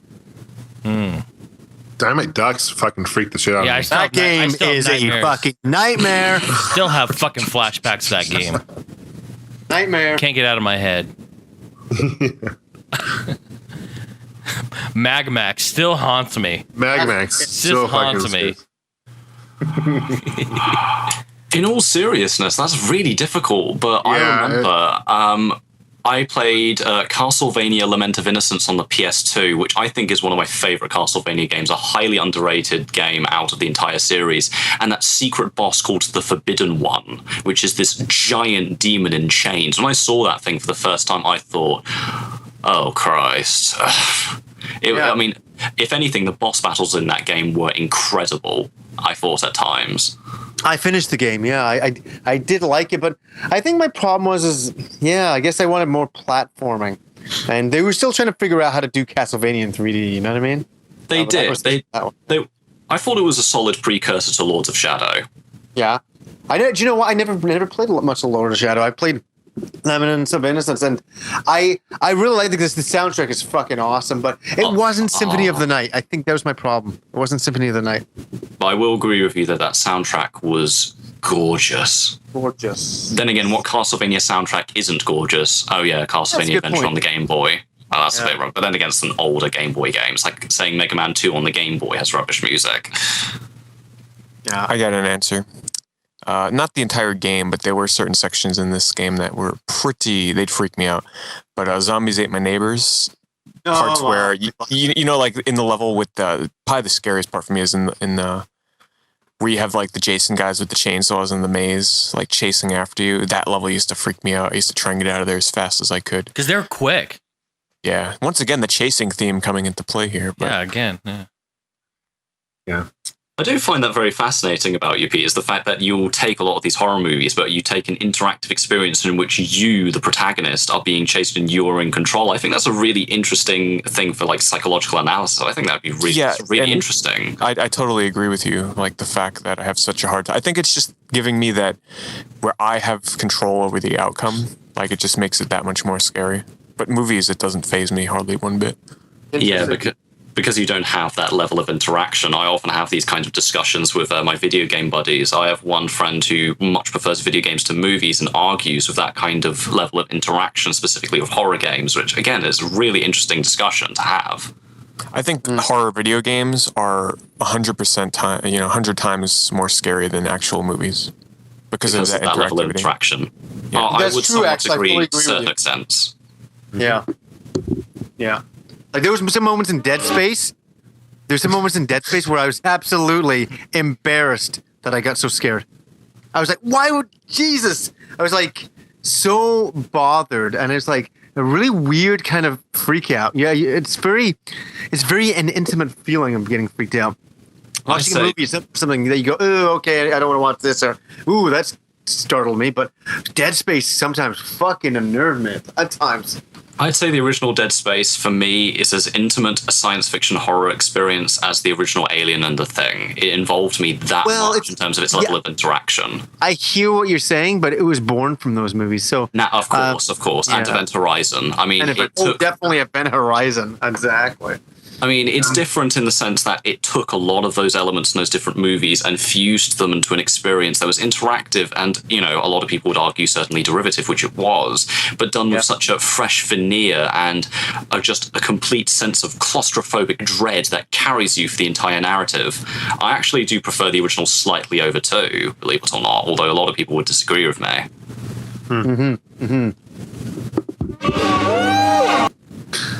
That is pretty creepy, that sound effect, though. It is. It really fits for this episode. If I would have thought about it, I would have like edited it out and pitched it way down low and made it even more fucked up sounding. Yeah, death metal Jason, wail. If possible, next time we go on a tangent here, Jason, pitch that thing down. I want to hear what that sounds like. Make it real slow and low. Well, I bet you that shit will sound creepy. Since you hired me for the job. Just give me a minute. Go ahead. No, give me a minute. I'm going to need to take some time here because. Let's see if there's one more we can do here. Yeah. Yeah. Okay. I just wanted to ask Oliver what he thought of the Human Centipede. Not what you thought about the movie. Did it bother you at all? That's what I wanted. I thought the original Human Centipede was, to be honest, crap. I thought it was incredibly boring and, to be honest, somewhat of a pointless exercise. The only thing I liked about it was the main actor. I think his name was Dieter Laser. He made that movie. Dieter Laser was the best part of the film, and I wish him luck in finding other projects, but I thought the rest of the film was just boring, turgid crap. It didn't disturb me or anything. I just found it kind of laughable and not in a good way. That movie is not... It's really not disturbing. I just love the concept. It's so out there. I thought the concept, to be honest, was kind of juvenile to begin with. Kind of like a really bad 4-year-old fart joke gone a bit too wrong, but well, that's just me. Well, what it got me was when they're all sitting there tied up and he's telling them what he's going to do. That's the best part of the movie. Okay, that was the most disturbing part. I turned it off. I'm not watching any more of this shit. You gotta. I don't want to see him do anything. That's when I hear it gets tame. Is after that. I hear that. Yeah. I'm sure, knowing me though, me being a massive movie masochist, I'll probably end up watching the second one too. Just to see what the fuck it's about, right? And the fact that Tom Six is then going to make a third one afterwards. Oh my God. Oh yes. You crazy Dutch people. Just the whole adventure of these people escaping this house, like it genuinely turns into like a real like horror movie with a lot of suspense. It actually gets pretty good. And of course, you can't have a horror film without really terrible, stupid, bumbling police chiefs who are like, I'm going to drink water from a complete stranger who seems vaguely evil. Oh, whoop, I'm drugged. So I have a question about this movie because I haven't seen it, and I probably don't plan on seeing it. But now they're connecting people ass to mouth, right? No, here we go. Here we go. No. Are they actually the actors actually do that shit? They put their mouth on. Oh yeah, they had to learn how to tongue each other's assholes. Well, they had prosthetics that would hold certain areas together. They didn't literally do it, but it's all done via very subtle prosthetics, which you can't really see. But to have yes, John, they really are. It really is there. Just have your nose in someone's ass, even if, like, if you're an actor, that's but it's for a movie. That's commitment. That's right. That's a joke that me and Rob always have, is that we always say, like, you know, to do just different things, like, okay, what you're gonna do is stick your head in that guy's ass, and they're like, I'm not doing that, and you go, but it's for a movie. You know, so there's a justification for it. You know what I mean? You know, I would if I was like I would eat beans like intentionally in the night before. Of course you would. And just let it all out. Well, John, I think that's not being very nice to your fellow actors. You know. Well, it'd be funny to see, though. Would it be funny? Yeah. I think that'd be disgusting. It's funny. All right, I have a question from someone. This is from Jack Squires, and he asks, what were some of your favorite things to do in Halloween when you were kids? Oh, I used to love decorating my house for Halloween. I used to go all out. I'd make like scarecrow monsters with masks, and I used to dress up and put on like, I don't know, I used to like not just outside, but I'd like really do up the house and everything. Halloween used to be my favorite holiday.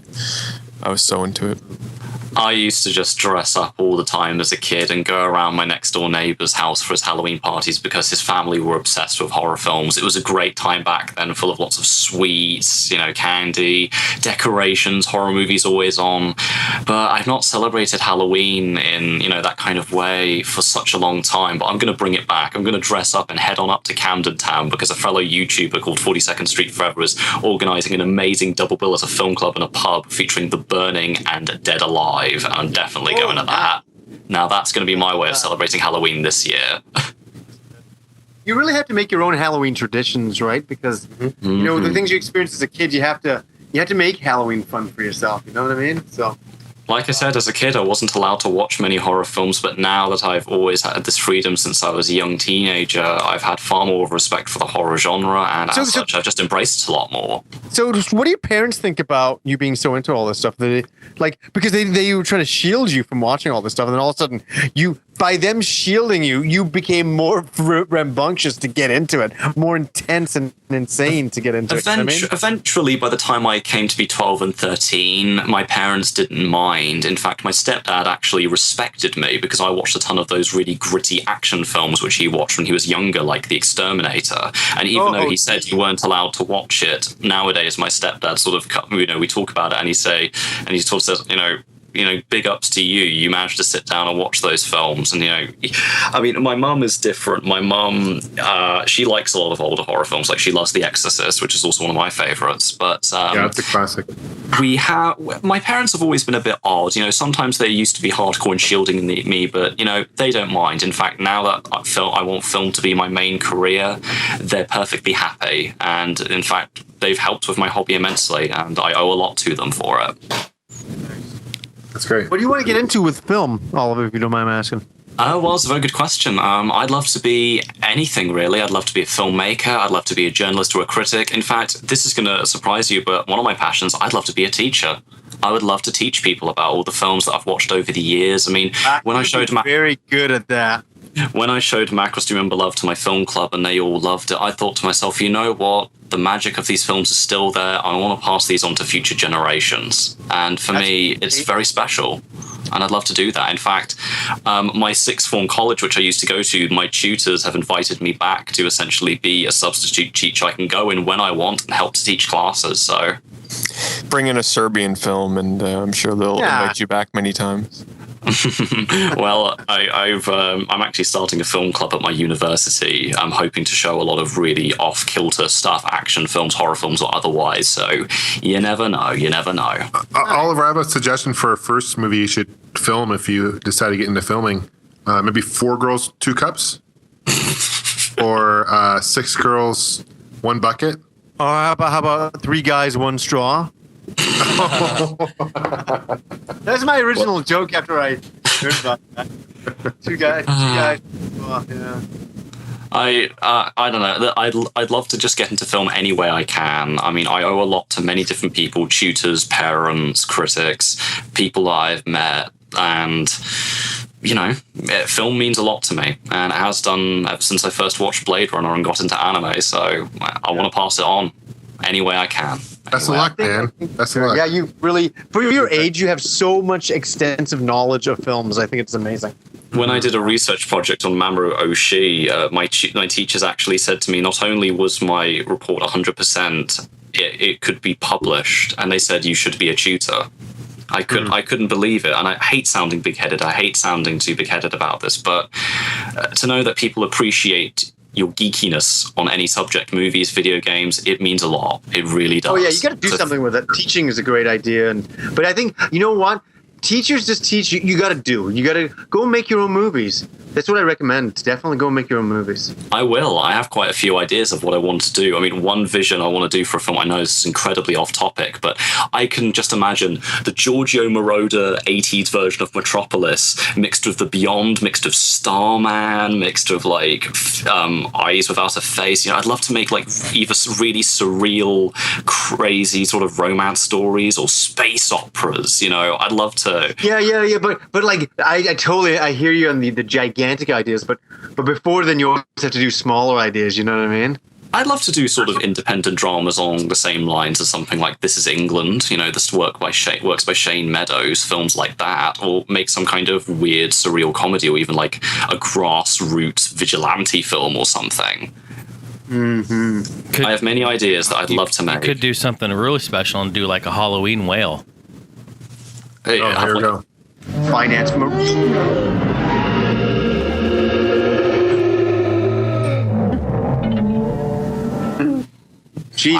Jesus Christ. Wow. That was worth the wait. How was that? Can I hear it one more time? Let's do it one more time. One more time. With feeling.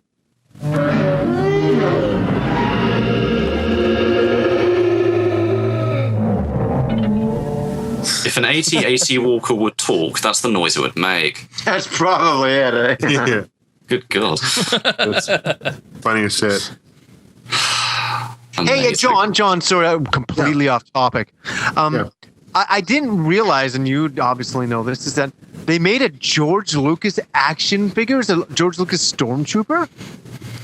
They made a George Lucas Stormtrooper a couple years back on the vintage line, yeah. They also made a George Lucas X-Wing fighter in 2005-ish. And his name, the figure's name is called George with a J, and the last name is Sukal, which is Lucas backwards.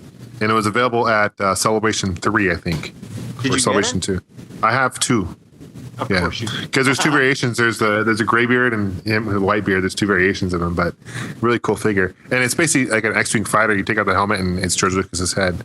And they also have another George Lucas figure that has his whole family. Because I don't know if you guys knew this or not, but his kids were in the movie, like the episode 3. Oh yeah, they all had cameo appearances. They all had cameo appearances, right? Like his son was the Jedi in episode 3, like when the clone troopers go, turn to the dark side or whatever. His kid's going down. He's lightsaber guy, Anyway, sorry. Is he the one on the deck fighting them? Yeah, like with his right. Oh shit! Really? That's his son. That's his son. Oh, yeah. I thought for a second it'd be that good. Are you Master Skywalker? Are you going to hit save us? And then, yeah. So anyway, they made figures, this whole family, and then George Lucas is in the movie too, and he made a figure of him too. Yes, off topic. Sorry. Yeah, I thought you'd have that. Yeah. How'd you find that out? You know what? I was watching the People versus George Lucas, and then after that, I don't know. I was searching some Star Wars stuff, and I came across the action figure. I'm like, what? I thought it was a joke first, and I had to look into it. what was that movie you recommended last podcast to watch? People versus George Lucas. Is that the one you recommended to watch on? Yeah. Blu-ray? Okay. No, that and Star Killers, the documentary on the Blu-ray set of Star Wars. Star Killer. I haven't watched Star Killers. I watched Star Warriors. Is it called Star Warriors? It's about the 501 Legion, 501. Yeah, the 501 guys. Yeah. Yeah, that's it. What did you think of that? It was good. Yeah, it was really good. I mean, some diehards. You know, they basically do cosplay. For people who don't know about the 501st, it's a group of people who make Star Wars costumes, and they really do a lot of charity work. But they build these costumes from like ground up. It's pretty incredible. And yeah, is that the one you recommended to watch? Because I watched it. It was good. You know what? I guess I don't know. I thought it was one of the best documentaries I've seen in the last couple of years. Yeah, it really was that good. It was good. Yeah. And People versus George Lucas. Check that one out, Oliver. You'll love it. Yeah, I've been meaning to watch that. A lot of my friends have definitely recommended that to me, as I'm one of those people who's like, yeah, why can't we have the original versions of Star Wars as well? We're all such is like life. Yeah. We've beaten that horse to death in this podcast. Truly. Yeah. It's so funny. I think George Lucas is the most abused horse in history. My God. Well, I feel sorry for him. You know, they are his movies. He can do whatever the fuck he wants with them. I just wish he'd give us the option. That's all I wish. You know, he can do whatever. Yeah, it's the way that I think things should be done. I mean, the Ghost in the Shell 2.0, the Blu-ray of that. What they like? Well, we have the original version on there as well on the disc, so you can watch that too if you like. You know, have it like that if you needed to. Mm-hmm. Yeah. So, such is life. What have you guys been playing? Dark Souls. Oh my God. Nothing but dem souls. Yeah, saying I need more souls. Well, speaking of more souls, Guardian Heroes is out on Xbox Live for download, and I had Rob over the other night. I had him over for dinner. Him and his wife and his the little wee man, and me and Rob snuck into the other room, had a couple of beers, and played some Guardian Heroes. And what a fucking excellent remake it is. Well, enhanced version and remake as well. Would you say, Johnny, that you actually like the remade HD graphics on it? Yeah, I do. I really do. Because I was playing the original version, and this is my first time playing the game, and I remember you saying it looked pretty bad on an HDTV. I thought it actually looked quite excellent. On a HDTV, honestly, really? Well, that's because even the original version it's re-rendered in HD, from what I believe. So it's not. Yeah, but it doesn't look that great. I looked at both, and I'm like, oh no, we'll stick to the high definition on this one for sure. Well, the original is great, but I'd like to play the original on a standard definition TV. It would just look better. That's just the way it is. But the HD remake looks beautiful. Arcade mode was beyond crazy. You get attacked by hundreds of monsters on the screen, and you got to stay alive for as long as possible. And that was difficult. Rob did better than I did. But what characters do you guys play as? What's that? What characters do you play as? I always plays the ninja. Rob always plays the guy with the sword. But I know I finished the game the other night, and it's just me and Rob are reminiscing about it, and I gotta say is that we're so happy that Guardian Heroes finally got a port. We were talking about that in the original review we did years ago, is that this game has never got a port. Why has it never got a port? It doesn't make any sense. And every time we say that, a little bit afterwards, they do a port. Happened with Wonder Boy. What was the other one it happened with? Every time fucking definitely Guardian Heroes. Jesus Christ. I really would do anything to play Guardian Heroes. I mean, I'm from the UK, as of course anyone listening will know, and the problem is in the UK, Guardian Heroes, the Saturn version, is ridiculously pricey, and I only own a PS3, so I can't download it, which really annoys me. That's one thing about Treasure I wish they'd get their act together. Release everything cross-platform. Give everybody the Treasure love. Mind you, it's a shame, but you never know. I'll keep my fingers crossed. I'll keep them crossed for now and see what happens. Well, you can't get it on Xbox Live? What's going on with that? No, I can't get it on PSN because they've not released it on PS3, and I don't own a 360. Okay. No, I don't have a 360, sadly. There you go. That's the problem. You're the problem. I know. Indeed, I am. Indeed, I am. I'm saying it is there. I'm okay, guys. Here's another interesting topic. I can't live without a PS3 and an Xbox. I need both. I couldn't have just one. I'll get a 360 eventually, but because movies have become my main focus, I just haven't had anywhere near as much time for games as I used to when I was much younger. Granted, I still love video games. I mean, I've now got 70 bloody PS3 games, but finding the time to play them, believe me, it's pretty difficult. I agree for with me you, Johnny. anyway. I agree. I completely agree with you, Johnny. How do you live with that? Get a 360 just for Guardian Heroes. God damn it. Guardian I play Guardian Heroes. Heroes tonight. The Halo sequels, Gears of War, Earth Defense Force 2017, and I have an itch to play Quake 4 again. It's been too long. Classic. I just want to mention too with the Guardian Heroes multiplayer that has the 12-player versus mode online. It's complete insanity. Like if you do the mode where there's there's no rules, so you can pick like any characters, it is insane. Like you can pick like the huge boss characters, and you can pick a freaking little, what is his name? Nando. It's like a little Pikachu cat or some shit, and it just runs around the screen. It's so funny. It's so chaotic. Well, that's what me and Rob used to do in the old, the old versus mode. Is that one person would pick the biggest character and one person would pick Nando, and it was the coolest fight ever. It was so funny, really funny shit. But yeah, Rob's memory on the game was very good. He can remember every path through the game to unlock every character. I couldn't believe it. He's like, "Oh yeah, to get that guy, you got to go through finish here," and he's really hard. I'm like, "You remember this? This game is 14 years old." I was blown away. His brain is like a hard drive at times. It's amazing. Remembering some video game information. I'm like, God, I always forget that kind of shit. 2 weeks after I finish the game, I don't remember it at all. I really don't. Like, I'm talking about which path to take, Go left and then up to fight the black dragon. I don't remember that. I'm lucky I ever found my way back in a video game. Guardian here is excellent. Sorry, I'm done. Go get it. Dark Souls, I'm about almost 40 hours in right now. People that are playing the game, I just made it up to the Tomb of the Giants, and I swiftly fell to my death because you enter this area and it is pitch dark, and there's bottomless pits that you fall in.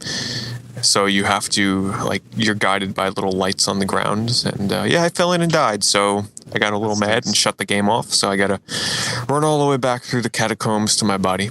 So how many hours, Pete, did you lose? Well, I mean, I didn't really lose progress because I beat the boss right before the area. But it took me like a good hour and a half to make it to that point. So I'm going to have to retread through that area. But it's not going to be as hard because now I know the area and everything. But it doesn't really bother me. You're meant to die in this game, so... I'm still really enjoying it, and believe it or not, Dark Souls is the reason that I am not picking up Batman Arkham City right now, because I know Arkham City is an excellent game. It's getting crazy reviews. Everybody loves it.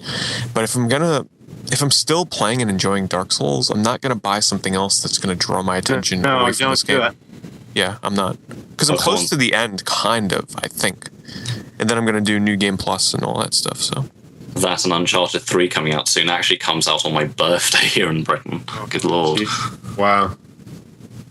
That's going to be a birthday gift for myself. Next major game coming out would be Battlefield, and then Uncharted 3, and then Call of Duty right after. So I think I'm probably going to end up having to pass on Batman until maybe December or sometime next year. Because I'll probably finish Dark Souls by the time Battlefield comes out, and then, I'll just move on from game to game from there. And then, of course, Skyrim. When that comes out, I'm going to have finished everything, or else I'm not going to have time for anything else. I'm just going to play Skyrim. And I think I've decided I'm going to get it on 360, only because I'm so familiar with the control scheme from Oblivion, and I read up on the controls for the 360 version of Skyrim, and it seems to work. Like, there's favorites that you can map to the D-pad, and it pauses the combat. Like, I'm still not accustomed to keyboard and mouse enough to. Yes, the advantage will be superior graphics, but from what I've read, it still looks phenomenal on 360. Yeah, awesome. There's probably people out there shouting, "Oh, but Pete, you can use a 360 gamepad for the PC version." Like, No, I'm playing on my 46-inch TV for fun. Yeah, I just want to kind of Yeah. just lay down with my 360 and just not have to worry about keyboard and mouse and whatnot. Yeah, just go with what's comfortable and relax. I mean, there was the whole thing about the PC version of Rage, which is a game I can't wait to play because I'm hoping I get that for my birthday alongside Dark Souls. And people going on about, oh yeah, the PC version's always looking better. Quite frankly, the 360 and PS3 versions look beautiful and run at 60 frames per second. What more could you want? That and I'm kind of paranoid about losing a game save for like Skyrim because it always bugged me when I started getting into PC gaming pretty heavily like last year. I downloaded the game Missionarium, that point and click adventure game, and I cleared my cookies on my computer. That's all I did, just cleared my cookies, trying to free up space, whatnot. You say And- cookies? Like sugar Sugar- cookies. Sugar cookies or what? Sugar cookies. Subway? And Sugar? Yeah, I'm Cookies. it deleted my game save for the game. I'm like, what the fuck? Like, I was pretty far along, and I didn't feel like going back and replaying through everything again. So, like, I've had that fear of, like, gee, what if my save was ever lost for Skyrim? What if I ever did something by mistake that deleted the save and I'd lose all that progress? Just having that extra bit of security of having it on the 360. I don't know. I'll get it on 360, I think. Maybe I'll buy both versions eventually. Who knows? And I don't think I'm going to get the collector's edition either. Because the box is huge, and being the person I am, I'd never be able to throw away the box.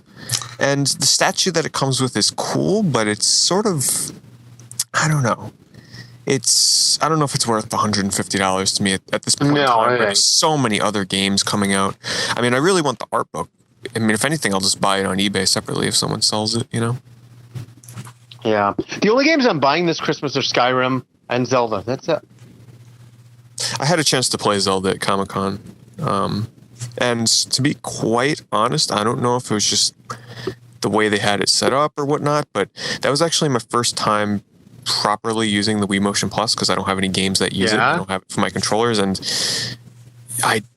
it worked, but it didn't work to the level that I thought it would. Like, Link runs around with his sword, like, pointing forward almost the entire time, and he looks really goofy. And the accuracy of the Motion Plus with the sword wasn't quite what I hoped it would be, but I'm not complaining. I mean, it's a hell of a lot better than just the standard Wii Remote waggle. I mean, it was pretty fun. It worked fairly well, but not to what I thought it would.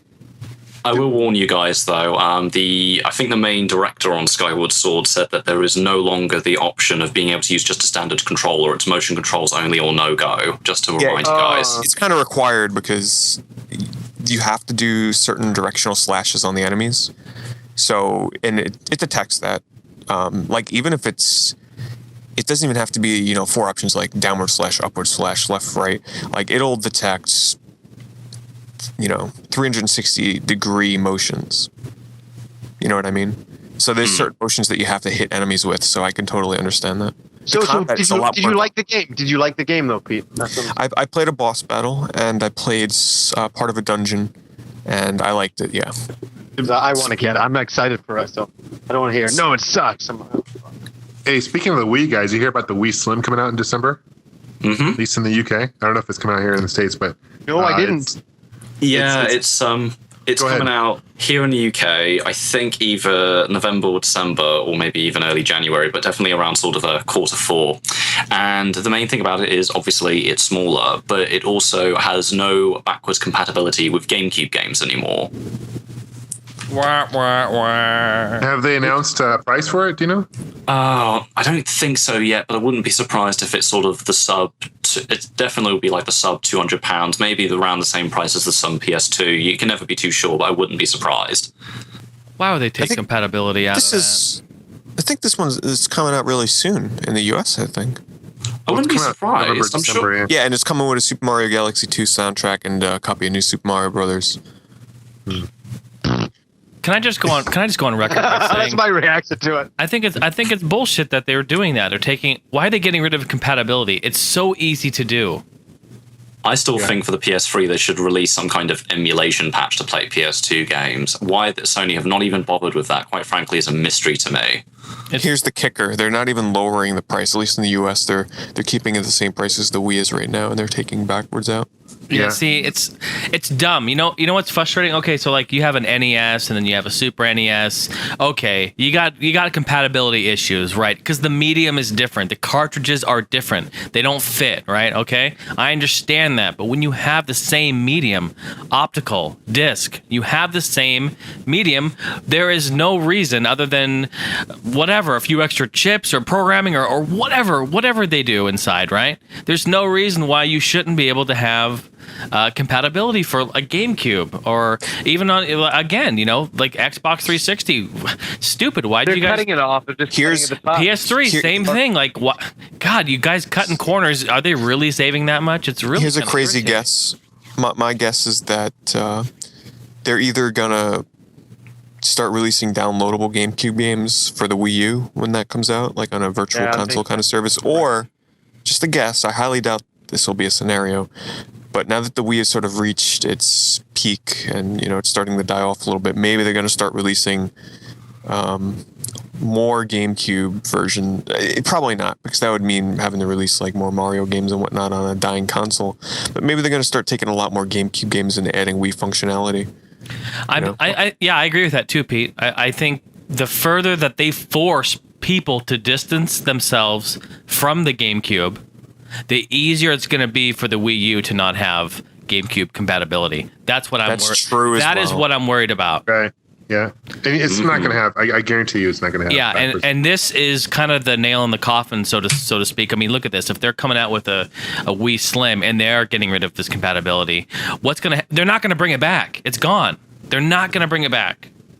I'm almost tempted to pick up a PAL version of this new Slim Wii, because I got the Japanese one, I got the US one, and there are a couple of PAL games that I want to play.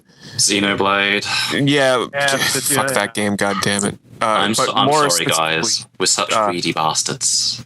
Trace Memory, Another Code is another game that I really want to play. Oh yeah, I forgot about that. Was a PAL release. Right. There's also Disaster Day of Crisis is another one that's off the top of my head. I think it's an IREM software game. I'm not really sure. Can't really remember. But Another Code, it's a console sequel to Another Code. Trace Memory on the DS, which was one of my favorite games on the system. So all I got to say about what Nintendo's doing, it's backwards. Fucking backwards. Doesn't seem right. Ba-dum tish.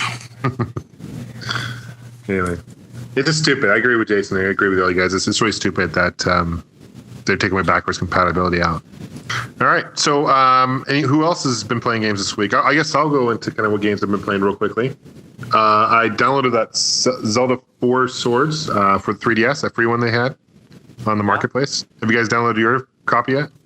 I haven't downloaded any of those free games on the 3DS. I just haven't don't seen have the urge. I haven't seen where the other three free ones are, because I guess they're supposed to give you free games for, right? Since they dropped the price. I haven't seen any of those online except There's for this. probably some kind of, you have to probably go through something to get, they're not just going to say, hey, here are the free games to download. You're going to have to get the codes from them somehow and prove, oh, hey, see, I bought my 3DS before this date. Here are the codes. So I've been playing Four Swords. I've enjoyed it. First time I'm going through it. I didn't play for the DSi when it came out. So been enjoying it. I've also been playing a game for the Neo Geo fans out there. I don't know, Johnny, if you've played this game or not. It's called Nightmare in the Dark. I always play this game during Halloween. Nightmare in the Dark? What the fuck is that? Nightmare in the Dark. Are you familiar with Snow Brothers? It's like Bubble Bobble meets Snow Brothers meets Halloween theme. You're a zombie. Oh, is it side view? Yeah, of course it's side view. Oh, I know the game. Yeah. Classic I've Neo not played a Geo. lot of it, but I know of it. Yeah. It plays just like Snow Brothers, Yeah. but it's kind of like, if you like Bubble Bobble, that kind of game, this is the game for you. And it's got great music. And every Halloween time, I always, like October, I always pick it up. I have it on my MVS, and I always play this game. It's a classic one. It's definitely a cool game.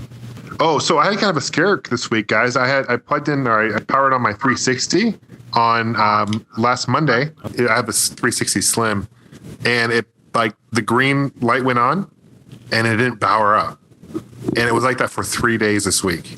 My 360 wouldn't power up. I'm like, fuck! And all of a sudden, on this past weekend, it finally started working again. But I haven't had it less than freaking a year now. So You I have the don't new know. model or the old The one? new model, it's like the Black Slim with a Connect. I got it with a Connect when the Connect came out, whatever, a little over a year or whatever. So I got the Connect bundle. So it works now.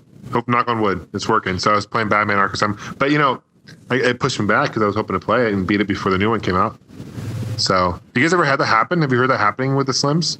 Not doing My Slim actually just recently did something that it never did before, and after I shut it off, and I'm talking, no lights on this thing, Right. it was still like humming as though the fan was going on it, as if to like maybe vent out the heat. Who the hell knows? But I'd never had that happen before. Well, Dark Yeah. Souls will do that. Yeah, it will. And that's pretty much it, guys. Nothing really too new. Kingdom Hearts 2 here and there, but it's just been pretty busy overall. Let me just mention, because I forgot a couple of games I played at Comic-Con. Yeah. I played Super Mario 3D Land on the 3DS for the first time, and I played all 4 of the levels that they allowed you to play on the demo they had on display, and mixed feelings. It's a good game, but it's basically a mix between Super Mario 64 and a style of, say, New Super Mario Brothers Wii, where some levels are definitely modeled after the 64 style. They're not open world as much as I would hope they would be, but they have that same kind of feel. Right. Just like the level design, which is a good thing because I've been waiting for that for quite some time. But then there's also the side-scrolling levels. And it was all pretty fun. At first, the controls were a little weird. I was like, wow, this... it was kind of hard for me to get the bearing on the jumping mechanics in 3D, like saying, being able to say, okay, I'm going to jump here and land here, but within like a minute I had it down. And the 3D works pretty well on it. I can't wait to get my hands on it. And I also played Mario Kart 7, which was a lot of fun. Once again, another game that I don't care how many iterations they've come out with. I know you guys are not quite a fan of how many Mario Kart games have been coming out. I'm but a big fan. Well, Johnny isn't. I love Mario Kart. Jesus Christ! But I just don't like Nintendo's really milking themselves beyond milking. It's getting ridiculous. Every system release is like, oh, it's another Mario Kart, which is good, but it's not really an upgrade. It's not like it's just Mario Kart, I guess, in 3D. I see your point, Johnny, but I think every Activision does a lot. Every brand does a lot. When they have a successful series. Look at Capcom and shit. How many Street Fighter 4s? Oh fuck yeah, I know. I agree, but Nintendo's really funny with it too. No, I'm not saying that they're the only people doing it. I'm just looking at Nintendo right now. I'm not looking at Capcom. I'm saying Nintendo's doing it. It's just like, well, the Star Fox, another. It's like, yeah, of course we know we're gonna get these. There's almost like no surprises there, almost in a way, I guess. See, Nintendo has a strategy though. They have certain series where they build up the hype and anticipation. Like, say, a 3D Mario game or a Zelda game, or even a Metroid game. A Metroid, yeah. But then they also have series where they pump them out like no tomorrow, Mm-hmm. like sports Mario titles and Mario Kart games, where, I guess they fill certain gaps for people where they have that anticipation factor with some series, and then some series, you always have that one to look forward to that everybody always buys every iteration of it, and Mario Kart is one of those. So, I mean, Mario Kart is one of those series where it's easy to milk. You just design some different courses, add a new character or two, whatnot. I guess what my problem is. I just from the DS to the 3DS is like not really that big of a jump for me. I was like, okay, so and of course they're gonna make it. I didn't think they weren't gonna make it, but I was like, oh, it's Mario Kart 7. Of course it is. I think the strangest thing about Mario Kart 7 is that it's called Mario Kart 7. No other Mario Kart has had a number. I kind of think that I like that actually, though. I do too. It's so weird, It's that almost, they go from almost Mario as Kart many to as that. Mario parties. I mean, shit.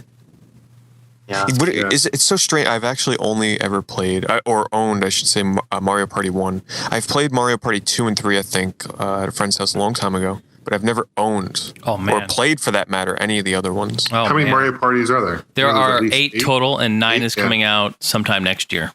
Yeah. I'm a big fan of those. Love them.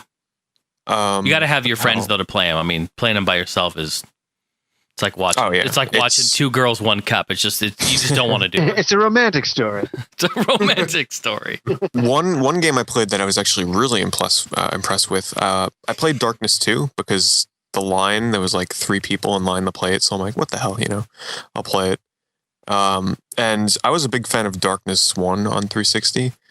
It was a very unique shooter in the fact that, you had these appendages that were these demons that you use with the left and the right bumpers, where you can like have them attack the enemies and absorb their hearts and eat it. It was fun. It was different. One thing I do really like about The Darkness is it was developed by Starbreeze, who, in my opinion, made one of the best action-adventure games of the past decade, The Chronicles of Riddick Escape from Butcher Bay. So I'm definitely looking forward to Darkness 2. Yeah, Darkness 2, it does everything better than the first one. First of all, I played it with a headset on, and the sound in this game is phenomenal. Like when you use the demon, or I forget what they call them exactly in the game, the darkness. When you use the darkness to attack your enemies, like the sound design is just incredible. Maybe it was the headphones I was wearing, who the hell knows, but every time I used the right or left bumper to swipe with these demon arms, it was incredible. There's a lot more powers that they can use now, and the graphics actually have gotten sort of like a realistic cel-shaded look to them. It's really different. It's kind of hard to describe, but it works really well. And it's a lot more cinematic. It's got, especially the demo that they let me play was like 40 minutes long. The action sequences, it's a lot more, I guess you can say, narrated than the first game. I think from personal news on my end, before I suppose I get into the games that I've played recently, is I know this was inevitable, and I know, Johnny, you're going to go tut-tut, but Valkyria Chronicles 3 not getting an American and European release. Fuck my life. Did you play the second one and finish it? I played over 25 hours of it, but only got halfway through the game. It is so much longer than the first game, so I haven't finished it. Now, if this was a console version, I'd do some crying, but... Me too. Granted, I've not played the PSP version, but just based on what I know about it, I don't think I would like it. Yeah. I want console. I do hope they release another one soon on the consoles. I mean, I'm keeping my fingers crossed. Sega, pull it out of the bag, give it one last hurrah, make one on PS3, please. Because the original is one of my all-time favorite games, and to see it just die... it just doesn't sit right with me. It just doesn't feel right, but oh well, what can you do? But okay, games I've been playing recently, not very many, as I haven't had the time, but the ones I've been playing the PS3 version of Mass Effect 2, getting through with that before obviously the third one comes out. Obviously, Mass Effect, amazing third-person shooter / RPG. Everybody knows it. Probably everybody's played it. Most people love it. Although after Dragon Age 2, there seems to be so much BioWare hate that, quite frankly, everyone's become a load of cynical skeptics. I've also been playing Earth Defense Force Insect Armageddon, developed by Vicious Cycle, who made the two Robotech games, Robotech Battlecry and Invasion, back on the PS2 and Xbox, for anybody who remembers those.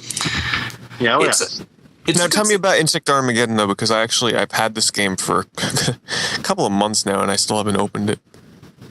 Earth Defense Force Insect Armageddon, I'd say, is a decent westernized successor to Earth Defense Force 2017. It has that same sense of silly, unbridled chaos, although, of course, there's a bit more dialogue. Stephen J. Blum voices the main character, naturally, but there is a far more of a variety of classes you can pick. There's a class system with an experience points system where you level up as you kill enemies. So there's 4 different characters and several hundred different weapons that you can pick. There's also the 6-player survival mode, which you can tackle in online multiplayer, and as well as that, there's something called the campaign remix, where right after you finish the original game, you can go through it again, but with completely remixed levels, so you get 2 campaigns in one, essentially. But general impressions, it's a really good successor. I'm really enjoying it. I mean, it's a nice breath of fresh air, I find, these kinds of games. The other ones I've been playing, what else is out there? Demon Souls, I've been getting back into, playing that again. Beat the Tower Knight and onto the sort of a desert tower level where apparently I have to fight a giant armored spider. Good times. But the game I've mostly been playing, probably the oddest out of them, is Street Fighter 3 Online Edition. I didn't get into it too much. I bought it, I didn't get into it too much. Street Fighter 3, believe it or not, is my favorite out of all of the Street Fighter games. It's a great game, but I just didn't think it was the good HD remake. I didn't think it looked that great on a 46-inch TV, unfortunately. It's not an impressive remake from a visual standpoint, but the gameplay for me still holds up so incredibly well. I've played through it so many times. I adore it, mostly because my local Blockbuster has an arcade machine of Street Fighter 3 that's still there. And whenever I go up to London, there's an arcade in an area called Good Street, which has all of the Street Fighter games in their original cabinets, alongside like the latest Darius game and Time Crisis. So Street Fighter 3 is the one I've had the most experience with, and it's the one that I enjoy the most. So It does great music. You know, the music is very underrated because it's very jazzy, but I think that's what makes it so kind of cool. It's so classy. I love it, especially Dudley's theme. I mean, to be honest, Dudley is just class in human form. I mean, come on, gutter trash. I mean, that might as well be on a t-shirt. That's so genius. I mean, but yeah, those are the games I've mostly been playing. Oh, just one more. I had to think. Downloaded an import game on PSN, Chowaniki on PS1, and that game is mental. For those who don't know what it is, it's a crazy homoerotic side-scrolling shooter, and you fight like giant naked male bodybuilders. And we know this game. It's basically the most homoerotic thing you can think of in a video game. Now turn it into a side-scrolling shooter from the same people who brought to you Wings of War, aka Gainaug. That's what it is. It could only be released in Japan. I think that's the best way of describing it. Yeah, wasn't it? What? It's downloadable. We were Yes, show or whatever. What's it called, right? Yeah, it's released now as a downloadable import title on PSN, so you can get it. But Wait, without it is. What is this game called again? Chowaniki, Choaniki. It began life as a PC Engine series of games, I do believe. I'm sure Johnny probably knows more about it than I do, but I think it's no, I know exactly about the same amount that you know about it. I almost got a copy of the PS2 game, and I wasn't able to get it back in the day. I remember that. That was the last one I believe that was released. Yeah, no, I remember I had a modded PS2 hard drive, and we were trying to install it onto there, and we could never get it to work. And it was like, God damn it, I want to see this. Because it's such a legendary game. It's a very laughable game. But I don't know if it's worth downloading on the PSN network, though. I don't think so. Let me see. Maybe I can get a copy of the PS2 version, because actually what interests me is developer of Wings of War. I didn't know that. It's not an amazing shooter. It's certainly not as good as Wings of War or Gainaug, but it's a fun little piece of quirky history, I find. And plus, it's probably one of the only games I've ever played where it's so openly homoerotic that it becomes amazing. It might as well. The game might as well just say, "This will turn you from straight to gay within 5 seconds." I mean, it's like it's like the video game equivalent of the Al Pacino movie Cruising. I need to play I'm going to Kansas City. Now here's the Wikipedia entry for the latest one on PS2. The game's subtitle translates to "Legend of the Holy Protein." The plot of this game centers on the Holy Protein, a deity-like glob of what may be semen. Samson and Adon hover around the globe, absorbing enemy fire as they did in previous games. Yeah, so that's... Oh, some of the enemies include a giant cross-dressing man in an Alice in Wonderland costume and a Mona Lisa painting that fires lasers that from was its me. eyes. Yeah. Sounds so wacky. It's so pretty wacky. intense You have stuff. to check it out. At least a video of it, Pete. You have to know. You have to see this game. I've seen it before, yeah. Yeah, of course, right? But honestly, that's all I've really been playing. I know it's not been much, but finding the time to play games nowadays for me is really hard. I actually set myself a limit. I can't really play games nowadays for more You're than 2 too busy. hours. How old are you now? You're 18, turning 19? I'm turning 19 on the 4th of November. You're way too busy for a 19-year-old. You should be playing more games. I know. I'm trying to see if I can make some more time. In fact, on my YouTube channel, people have been begging me to do more gaming videos, and believe me, I want to. It's finding the time because of studying for university, watching movies, doing my podcasts. I subscribe to a lot of people, but I always make sure I watch your videos. You have such an insight to what you're talking about. It's fascinating. It's really, and especially, you talk about a lot of animes. I know you talk about a lot of, a lot of video games. There's a lot of stuff you talk about that I'm actually interested in on your channel. So, How old are you again now, Oliver? I'm 18, turning 19 on the 4th of November. And what is your YouTube channel's name? My YouTube channel, for those that don't know, is InvidNinja92. Recently, I actually broke over 1,000 subscribers after being around for 3 years. That's fantastic. Congratulations, man. Yeah, man. I'm really happy with that, and there have been many other projects I've been doing, like ForgottenJunk.webs.com, the website I write with a Scottish friend called James. It's still around. We haven't written anything in a long time, but it's still active. And I have 2 podcasts, the gaming one, of which I'm a co-host, called The Gravity Core, and my main project currently, which is my movie podcast called Welcome to the Brain Palace, named after the location from MD Geist, naturally, headed by me and my American co-host Chris Delisola. And that's everything I've been doing. So you'll be able to find all of those with like a Google search of what I've just said, and there you go. Well, I tell you, if you ever want to talk about anime on your podcast, invite me on. I'm interested. Absolutely. In fact, Johnny, one day, me and my co-host Chris are thinking about doing a podcast on the live-action Street Fighter movie. Are you a bad enough dude to enter the world of Street Fighter? Yeah, I'll go up river for that one. The day Bison graced your village was the greatest day of your life, but for me, it was Tuesday. Raul Julia, he was the man. Was. I'm so sad that it was his final movie stuff. Johnny, your audio sounds like shit. Okay, well, let's call it a day. Goodbye, boys. Hey, real quick, give me 2 minutes. I promise I do a gaming PC theater. Give me 2 minutes, real quick. Let's do it. It's gonna be a quick one, okay? Because in the last podcast I said I was gonna do one. This is by Hello Comics, and he basically on the forums. You can go to allgengamers.com website. There's a click to the forums. Ask anything gaming PC theater. So he wants to know more about the Game Boy accessories that came out. So I'm gonna kind of open this up to you guys real quick. But I'll tell you, and he wants to know more about like some of the obscure ones. I'll tell you some of that come up to my mind is obviously you got the link cable. I remember the 4-player accessory for the original Game Boy. I remember the classic camera with printer. You guys ever have one of those? Mm-hmm. Classic. Mm-hmm. But the one that takes a cake, that's the most bizarre accessory that I remember hearing about. And I don't know if you guys heard about this either, but it's called the Game Boy Pocket Sonar. You guys ever heard about this? Oh, yeah. I remember when that came out, actually. It came out in Japan. I don't think it was ever released in Europe or in the States or in Canada. I think I read about it in a magazine like a long time ago. It's a Nintendo accessory, a peripheral, and I think it was actually, I don't know if it was made by Nintendo or what. No, actually it was Bandai made it. And it's an attachment you hook up to your Game Boy, and it's an actual sonar. So when you're going fishing, like it shows you, like it's a sonar. It shows you the ground. Isn't that crazy? Wow, that's weird. Through your Game Boy. Wow. Yeah.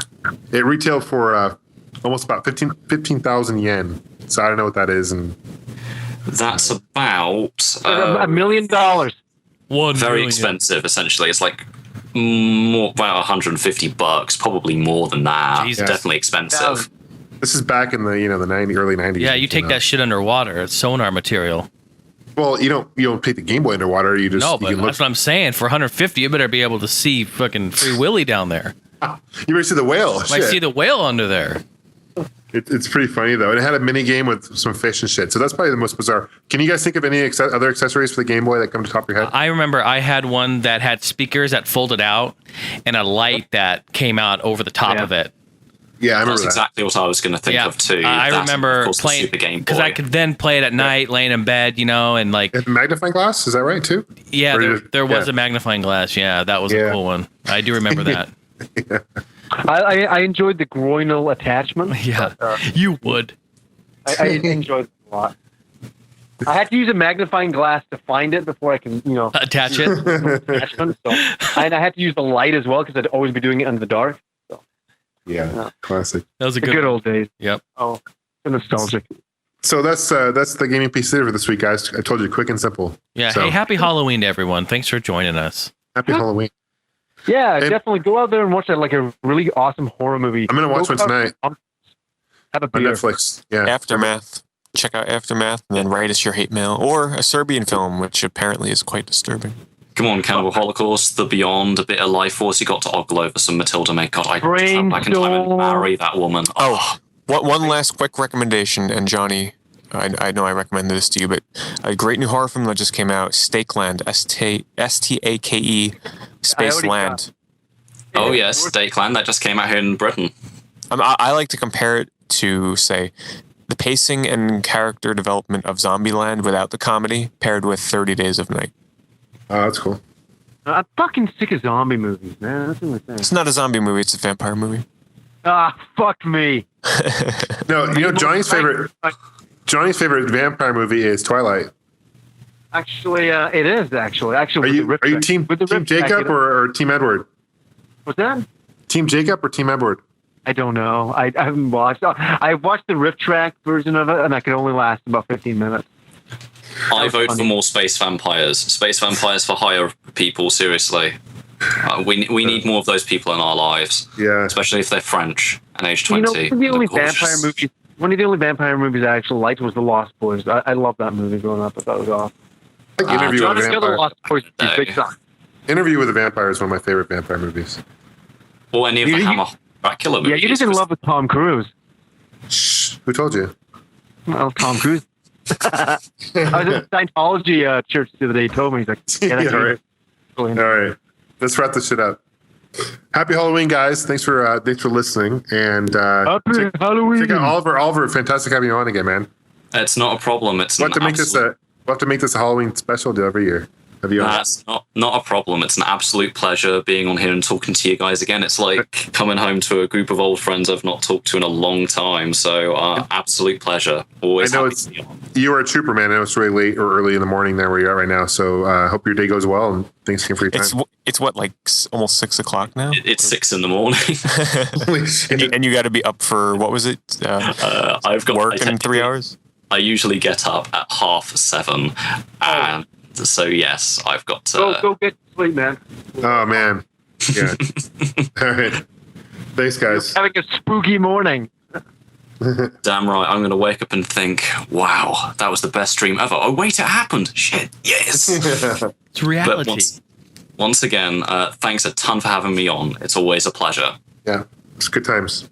Okay, talk to you guys later. Yes, all right. yes. Okay, Until love next you. time. Bye. Have the whale take us out.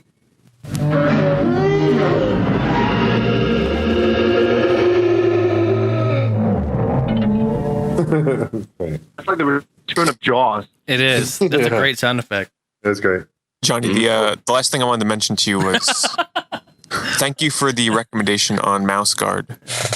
Oh, you bought it? I bought, when I went to Comic-Con, they had a buy one, get one free sale. And the artist and writer was there to sign, so I got the first 2 books signed. You should have. I talked to him before. You should have said, "Hey." Oh, really? Yeah. Does he know you? Well, I guess what happened is he on his Twitter feed, or what the fuck was it, Twitter? He wrote, he's like, "Oh yeah, check out the Happy Comics Gimmers page." He talks about my comic, and because I plugged his Mouse Guard, and I guess somebody who watched the show went and told him or emailed him, and then so I finished the first book and I thought it was excellent. So that was the fall book. Yeah, it's really good. Yeah, there's an RPG and all that. There's like a D&D RPG game on it and stuff like that. It's very cool. It's very charming, right? How can a person not like Mouse Guard? It's like Lord of the Rings with mice. With mice. It's so awesome. It's fucking awesome. Yeah, it's fucking great stuff. It's good comfort food, comfort reading on a cold day, and like at Christmas time. It's a great book to read by the fireplace. It's fucking fantastic. So, So, what was there a big lineup to see him? David Patterson is his name. Not at all. Yeah, I actually, when I went there to get the books, like the very first day, that was like the first booth I went to, and they're like, "Oh, he's here signing right now," and I'm like, because I didn't want to carry around these books with me all day. So I'm like, okay, I'll come back later. When is he going to be here? And they're like, oh, we're not sure. So then on the very last day that I was there, like right at the last thing I did before I left was I went up to him and got him signed, and there was no line really, just one guy ahead of me. Oh shit! Cool guy. Yeah. Yeah, very very cool. I can't wait to keep reading more Mouse Guard. So other recommendation, great comic, guys. Read Mouse Guard. There you go. You guys must be playing me for a fool. You think I'd really let you get away that easy? Huh? You really think I would? Yes. Well, I can tell you right now, you're wrong. Okay, I know we're heading out, so it's really quick, really easy. This is a special Halloween edition of Jason Heine's Random Weekly Question. Are you guys ready for the Halloween question? Go for it. All right. Spell alphabet. So this is what we're doing. This is what you guys are playing for. This is my office success pack. This is how, if you're in the office, this will make you be 100% successful every time. The pack includes a 512 megabyte flash drive, 10 sheets of single-ply printer paper, a half-used Sharpie fine tip, and a ceramic coffee mug, you guys. A ceramic That's pretty nice. So it's Shit, a nice... I remember I paid $60, I think it was, for like a 512 megabyte flash drive one time. Well, if you get this right, you're getting all of this for free. This is Jason's Office Success Amazing. Pack. It's a great pack. Okay, you guys. So the special Halloween question is: a pumpkin, depending on its size, resembles what on the human body? A rectum. A tumor. Okay, pumpkin represents what? Johnny's mom's ass. Oh, well, that would be nice if my mom wasn't dead. Oliver? She was just visiting last my week, God. Johnny. I know. Okay. A pumpkin. I've got to recover myself. A pumpkin resembles fucking what, hell. Oliver? It resembles. So far, we have a rectum, we have a tumor, we have Johnny's mom, and what? Johnny's mom's ass, right? Gamester? Okay. Okay. I'm going to say it resembles. I'm going to go off kilter. A brain. Resembles a brain. It's a rectum. When you Correct guys- answer is Rectum. None of them. butt cheeks. Oh, John, you won. You got it right. You said Johnny's mom's ass. But I That is read them. correct. That's I will so take that. Butt cheeks. Oh, God damn it, John. Congratulations, John. Rectum. Congratulations. You just won a 512 megabyte flash drive, Yes. 10 sheets of single ply printer paper, a half-used Sharpie fine tip, and one ceramic office mug. Now, you can take this office mug to, like, the little kiosks of the mall, and they can get it to say whatever you want, like number one boss or number one employee, whatever you want. It can say anything. I'm going to dedicate it to Johnny's mom. Beautiful. Wait a second. I said rectum. It's close to the ass. No, the correct answer was butt cheeks. So, But I was meaning that when I said rectum. Well, I was meaning like rectum's on the inside there, Johnny. Yeah, rectum's Yeah, So, butt cheeks is the correct Hey, anyways, answer. actually, you're actually wrong. Because my mom doesn't have an ass. It got surgically removed years ago. All right. Seriously, she doesn't have a. She does. She actually is only to the waist. She doesn't have an ass, so you lose. Sorry, John's still the winner. Thanks for My playing, mom you is. guys. And my Thanks for mom is playing. assless. No, it's not a nice thing, honestly. Happy Halloween. Happy Halloween, guys. Bullshit. Bullshit. Happy Halloween. Happy Halloween, Pete. Happy Halloween. Halloween.